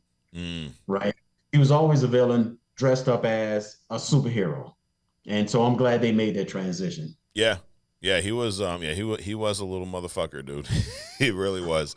But that's another one that I'd love to see that arc. Dude, the more I talk about Batman, I almost wish that, like, I understand the desire to make these box office movies because of how much money they make the studios and these big names you'd rather have in movies versus shows, right? But I would love to see Batman done as a show for, 6-7 seasons of like real Batman. Like, they've done everything else. They've done Gotham, the show, with like Batman shows up for the last 3 episodes, but it's all about Bruce Wayne being younger and different, a whole different envisioning of Gotham. There's a Pennyworth show. There's a fucking show about Alfred before he becomes the butler. We got that. We got Gotham Knights. That's a show that started and just fizzled out because nobody wants to watch a Gotham show without Batman. Why not take someone? I mean, dude, you could do it. I mean, the Batman's going to be a trilogy, but imagine if this version was never done on big screen and it was done through HBO, through shows like The Penguin, but the Batman was the main show and had 5, 6, 7, 8 seasons and all these different characters, all these different villains. Maybe you pick a different big villain for each season. You do Joker, you do Bane, you do Harvey Dent, Two-Face, you do Red Hood, year after year. I mean, dude, I'm just saying, if y'all need any help, we'll figure it out. We're not like John Tuturro. Scheduling conflicts will not play a part into this. But exactly. I'd love to see that. We can definitely multitask. Yeah, absolutely. But would you be all about a Batman show if done right? Yeah, but they would have to get it right. And by get it right, I mean the characters, the city, Gotham, the supporting cast, the interactions. They got to get that right within the first, not even the first season. I'm thinking like the first couple of episodes. Yeah. I give them a couple of episodes to kind of stumble, but they got to get it right early on and then mature out. Right. Absolutely. Well, I know something that we do get right every week, Adrian, is your hidden gem. As Sons of Sekhmet said it, couldn't have said it better myself. Your 5-star presentation last week on Typhoid Mary. So go back and check out last week's episode for that. But hidden gem this week, dude, I'm intrigued now because all these suggestions, I'm like, I don't know which rabbit you're gonna pull out of your hat today, Adrian. But what do we got going on hidden gem? All right. So this week, another suggestion. We're gonna go right into it. It's Nightwing. Now, this is an interesting character to me because it's a perfect segue out of something into something else, and the reasoning is perfect, right? Yeah. So let's go back a little bit. So Dick Grayson was the son of a circus act, right? Who the mob, killed right in front of his eyes, right? But it's coincidental that for whatever reason, Bruce Wayne was also at this circus act Right. and saw this thing, right? So the mob killed his parents. Bruce Wayne adopted him, and this is when he's like 8. So he became a ward of Bruce Wayne's estate. He eventually finds out that Bruce Wayne is Batman. Batman begins to train him. Now, what a lot of people don't understand is that this dude was young. I mean, he was like 12 when Right. he started, being Robin, right? So from 12 to 18, he's Robin, and he's under the most strict guidelines that any person in training could be under, right? So you got the hardline Bruce Wayne, but then you got the even more hardline Batman, because he's reluctant to bring him in the first place, but then when he does, he's got all these rules and regulations, and Dick doesn't want to follow them, but he does reluctantly. So he's got 6 good years of being trained under the watchful eye of Batman. But at some point, he's like, dude, I'm tired of being the sidekick, right?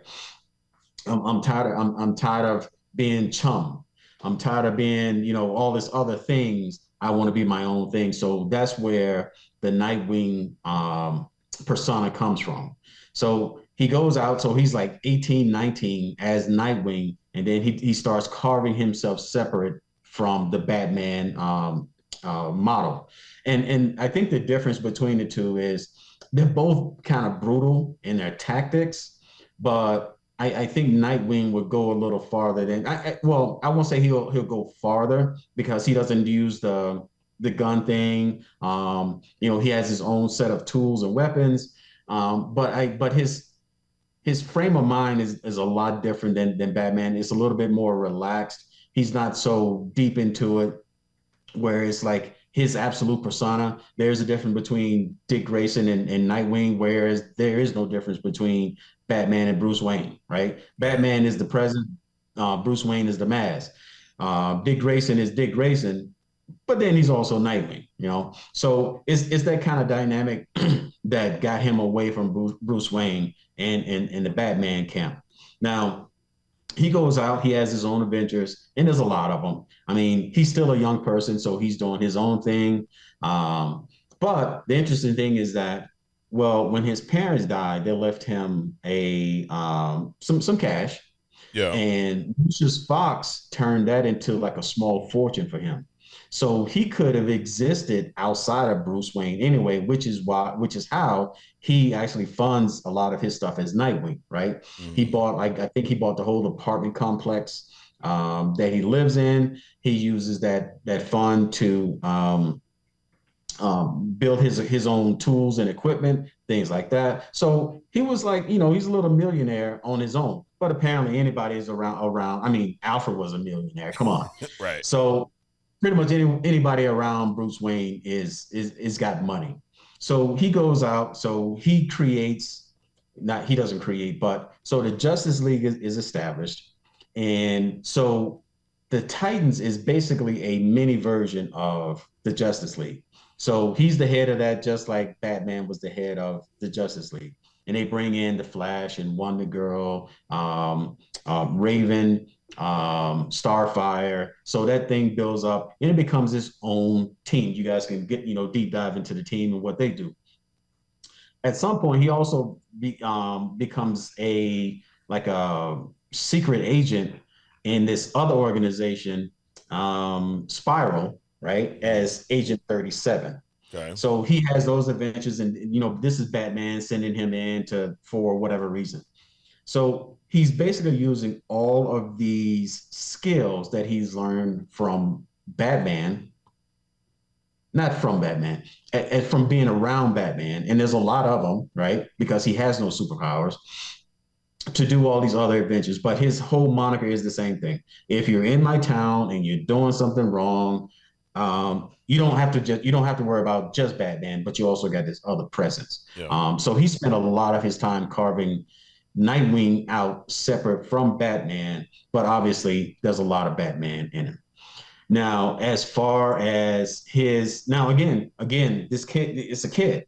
Right. He's 18, 19, 20, he's early 20s, and he's doing all this stuff. He's having all these adventures. Obviously, money is not an issue, but he also goes through with Batman. So Batman went around the world training him, paying to be trained in all these martial arts and stuff. Well, Dick Grayson had Batman himself. He also had Alfred Pennyworth. So a lot of people don't understand the role that Alfred plays as a former SAS person. So like a special forces guy. He taught Dick Grayson, the medical stuff that he learned. He taught him how to disguise himself. So Alfred also was a big part of Nightwing's training as much as Batman was, right?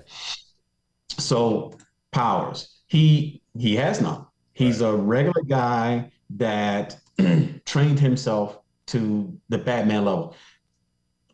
And when I say the Batman level, so Bruce Wayne, Batman, he got it. Bane broke his back, which is another reason why, we need a giant Bane, right? Right. So Bane broke Batman's back. And while he was out recovering, Batman actually hired this other guy to step in as Batman, but he couldn't hack it. Was it Azrael or something like that? Yeah. So he hired this guy. It was almost like the Captain America that they tried to bring in Winter Soldier. Oh yeah, U.S. agent. Yeah, started killing people. Yep. Yeah, so it was one of those kind of situations. Like he couldn't deal with it. So Dick Grayson, so he was trained enough to the point where he could step in as Batman, not only once but a few times, right? Mm-hmm. Just like Superman stepped in for Batman a couple of times when he was absent, because I guess Batman just disappears like that, right? On occasion. So his skills were enough that he could convince others that he's actually the Batman, even though I'm sure there's a size difference, right? Right. So he got all the acrobatics and stuff from, just being part of his family early on, taught in the art of espionage. Now, they say he's a genius level intellect, and they throw that word around a lot. Too many geniuses, dude. Too many. Right. So I don't think he's genius level at all. I think he's through training, he's developed a very structured mind. He has, very good detective skills, which he, picked up from Batman. But definitely, I don't think he's intellect. I mean, a genius level intellect. When you're in combat, like Captain America, right? You would never say Captain America has a genius level intellect. God, no. When you're in combat or a specific situation so many times, you are going to refine your skill, your knowledge, your instincts, all that kind of stuff. And I think that's what's happening. Gotcha. So also as part of his learning process, he's got to learn how to fly the Batwing. So aviation, all this other kind of stuff, riding the motorcycles, high speed chases, jumping around buildings. So I would say he's an above level athletic competitor, right? So he has those kinds of skill sets physically, chemistry, disguise, being able to escape from all kinds of stuff. That's a Batman tutelage thing. Forensic science, computer hacking, all of that stuff is part of being a detective, right? Yeah. Which you learn from Bruce Wayne / Batman. Investigation. He has a law degree, right? You got to have some kind of persona outside of all this crime fighting stuff. Right. Speak multiple languages: English, German, Russian. Physics, a tactical analysis and all this other kind of stuff. So everything that pretty much Batman was or is, you have that in Nightwing. The thing I like about Nightwing is that he also, and I think it's part of his persona to further separate himself from Batman. Yeah. If you notice, his suit is very streamlined. He doesn't do the cape. He doesn't have a bunch of stuff on him. So it's almost like I'm trying to prove myself completely separate from Batman so much that I'm not going to rely on all these gadgets, the giant utility belt, the cape that turns into a wing. I mean, if Nightwing falls off a building, it's those sticks he's got or splat. He doesn't have a parachute that's going to pop out. His cape isn't going to turn into a giant glider. None of that kind of stuff. So it's almost like he slimmed down his support system so much, but he amps up his training just to carve himself separate from the Batman. Right now, speaking of his suit, he has the suit. I'm sure it can deflect bullets, knives, things like that. He's got the mask. He also kind of like Batman-esque. He can do night vision, probably infrared, probably pick up audio through it. But Lucius Fox took that a step further, and it's made of a material where he can almost transform his face, right? His entire face to look like other people, which he's used to get into Arkham, disguised as like the Joker, things like that. His entire suit is, how when the Batman goes unconscious and people try to pull the mask off, he gets shocked. Yep. Same thing with Nightwing, and his gauntlets have a couple of tools inside of that. But outside of that, and his motorcycle dude, I mean, he is raw. I in some ways, I think he's better than Batman when it comes to like fighting skills because he has to be. Yeah. He doesn't have all that extra stuff. So he's compensating all that extra, the lack of that extra gear with his skill set. I like him. I mean, he can be a bit of a prick, not as much as Jason Todd. Right. But he's got a chip on his shoulder, but he also is trying to carve himself separate from the Batman. His leadership skills, obviously, with the Teen Titans and the guy's portrayal in the Titans, Brenton. Yep. Wow, that's a name. Twaits.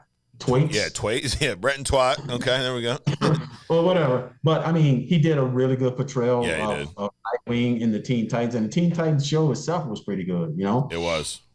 So overall, I mean, an exceptional character. He's definitely a hidden gem because I don't think he gets out there enough. And I mean, it would be interesting to see him come across in some of these, up and coming Batman shows too. Yeah, absolutely. So couple things. One, the timeline.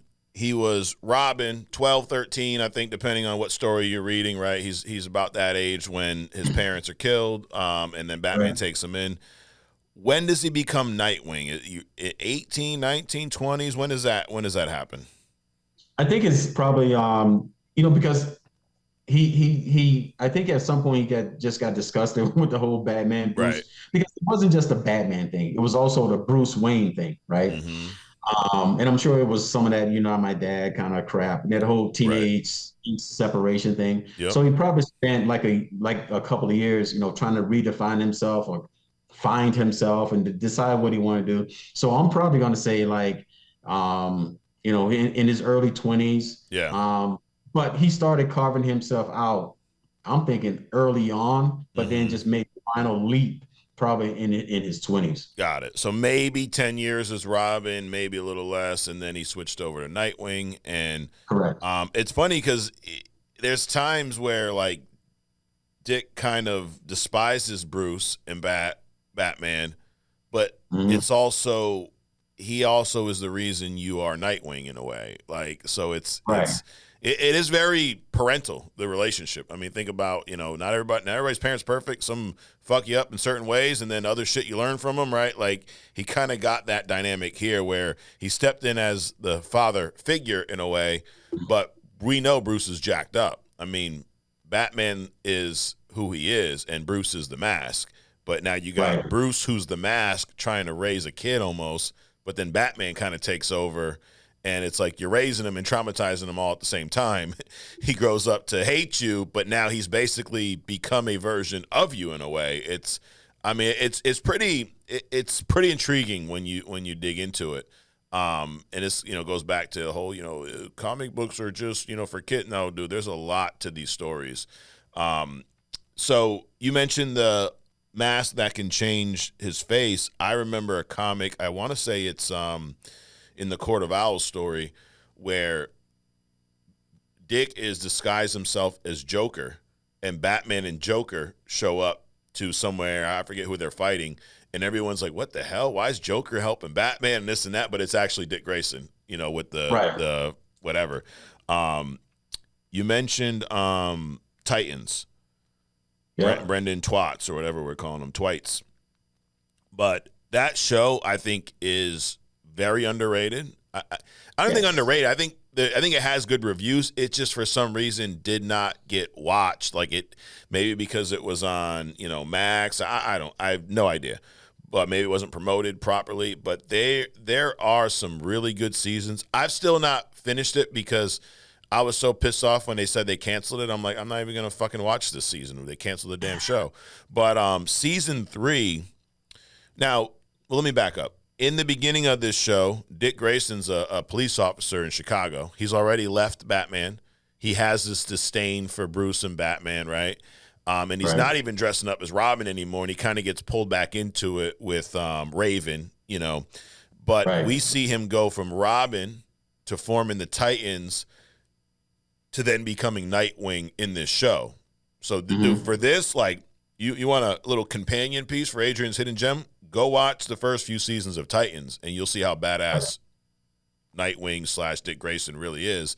And then we see James Todd in there. We see, you'll see, to my point, why the Death in the Family story would be so good on screen if the right director had it, because they did it in this show where they couldn't use Joker and they couldn't use Batman, and they still did it effectively and created, I mean, I like this kid. Like, this kid is annoying as Jason Todd in the show, the one who plays him. Right. Like, dude, you want to talk about great portrayal? He annoys the shit out of me, as he should. And then he becomes Red Hood, which I guess my only critique there would be he's smaller, and in the comics, Jason Todd is usually a bigger kind of guy when he grows up and becomes Red Hood. Now, obviously, they can't make this kid jacked, over a few episodes. But I think it was done pretty well in there, and I like his Red Hood. I like that season. I've not seen the 4th. Have you seen the whole show? I have not seen the whole show. Okay, but you've seen the 3rd season with Jason Todd and that whole deal. Yeah. Which I think that's probably, I like the Deathstroke season as well. That was a cool story. But this is a great show. We get to see an older Bruce Wayne. I like the guy's portrayal of Bruce Wayne, the older guy from Game of Thrones. Did you like him? Yes. Yep. But it's interesting. So they couldn't use Joker, they couldn't use Batman, but they could use Bruce Wayne. Yep. And they could actually say, like, Batman, the Batman name in the show, because wait a minute, doesn't Nightwing actually kill Batman in one of the scenes? In the flashbacks. Yeah, in the flashback. Yep. So you can't use the main characters, but you can use the main characters in a flashback. Yeah. Right, but that's the stuff that, like, Madam Web didn't get. Correct. Or you can, but you can't. Right. So it's it's weird, but yeah, definitely good show and good references. Yeah, absolutely. So, I'll say it before Sons of Sekhmet does. Another 5-star presentation, Adrian, on Hidden Gem. Nightwing, great character. We also, couple quick little facts. In the Batman Forever movie, Chris O'Donnell plays Robin, but if you remember his costume is Nightwing.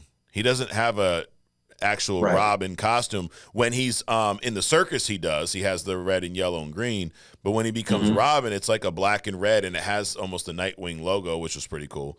They're also, I didn't know this until just now, Batman vs. Superman, the Zack Snyder movie we talk about a lot here on the show. There originally was a plan to have Nightwing in that movie, and he was going to be played by Adam Driver, of all people. So I guess, thank God that didn't happen. No, I mean, I like Adam Driver as Kylo Ren and some of those roles, but I couldn't see him playing Nightwing. That'd be weird. So yeah, we almost saw Nightwing on screen in that movie. So that I guess maybe they realized that movie was overstuffed enough with all the damn in a Batman Superman movie. You got Wonder Woman, you got Flash, you got Lex Luthor. Like speaking about meth, we had Lex Luthor on meth in that movie. Everyone and their brother was in that damn movie. So we dodged a bullet there. But yeah, great. Hey, great suggestion. I forgot who it was who suggested Nightwing, but great suggestion, great hidden gem, and great character. So well, actually, last Hold on, couple of trivia things. Okay. You might not know about. So in Teen Titans, Dick Grayson and Starfire hook. Well, they hook up in the show and in the comics, right? Yep. So one of the trivia things is that Dick Grayson has a natural attraction to redheads, which is why they do the hookup thing. Okay. Dick Grayson's best friend is Wally West. Yep. Right. Superman considers Dick Grayson the best Robin out of all of them, or his favorite anyway. Yeah. Probably because he was the first and was with him, from the very beginning, right? Nightwing was briefly married to Batgirl, and they quickly got that a no because I think even though Dick Grayson doesn't think of himself as Nightwing or Robin, he does in his mind think about all the stuff so much that it distracts him from a regular relationship, right? Which is why he's been in and out of all these relationships and stuff. He never really commits, kind of a thing. He became a billionaire after inheriting Alfred Pennyworth's fortune. So he already had money from his family, right? But then when Alfred died, Alfred willed him all of his money, right? Which pushed him over to billionaire status. And then he later gave all that stuff away to create a foundation for the homeless in Alfred's name, which was pretty cool, right? Batman refers to Robin as chum because he rarely watched his uniform, right? So a little stupid stuff. And Bruce and Dick always would sometimes refer to Bruce as Dad. Yep. So they definitely had that father-son kind of relationship. And it's true what you say, regardless of how hard a parent is on their child. Well, not how hard, but there are definitely exceptions. But when you train up a person like a farmer, right? I'm gonna teach you how to farm, and I hate farming. I'm gonna kick and scream, but then you grow up to be that farmer. Right. Kind of a deal. Yep. And this is what happened between those two. So just a little trivial stuff, just throwing it out there just to kind of bring it home. All right. One last question.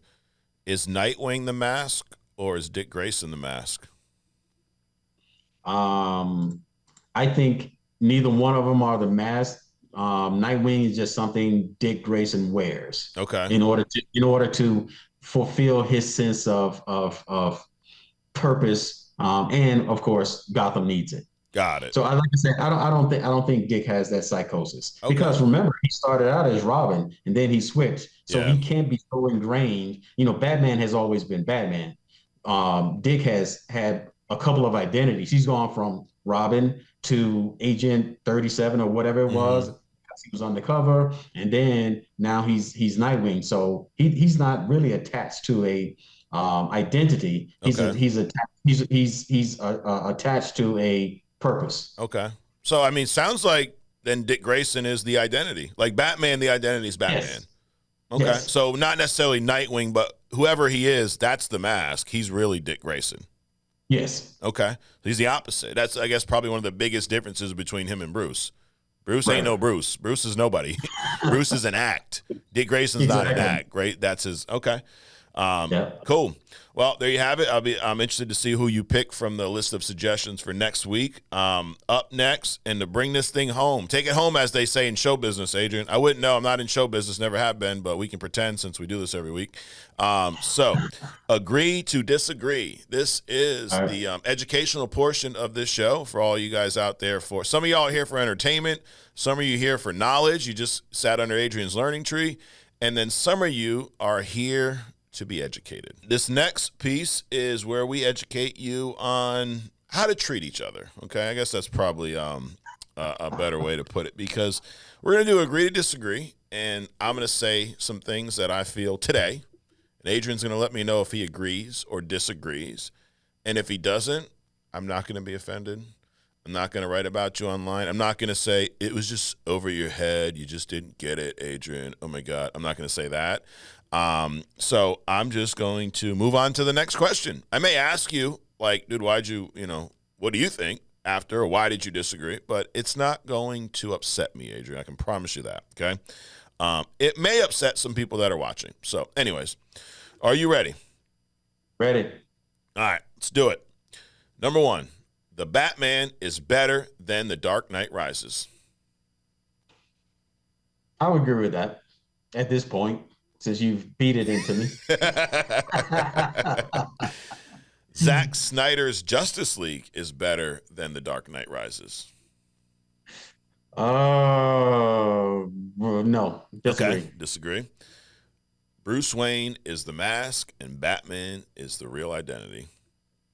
Agree. There's some people that disagree with that. Like they literally, and I'm sure they will. They'll be loud and sound off. But yeah, that one I think is pretty self-explanatory. Or I'll just say that our reach is far and vast. Yes, absolutely. Number 4, the first episode of The Penguin was better than Zack Snyder's Justice League. Yes, I agree. Yeah, don't be careful. I'm not going to give Snyder Cut that much love, guys. It is better than Dark Knight Rises to me, but it ain't better than the first episode of The Penguin. Right. Batman would beat the shit out of Iron Man. I agree. That was hard for you because we know you're Iron Man. You're an Iron Man guy.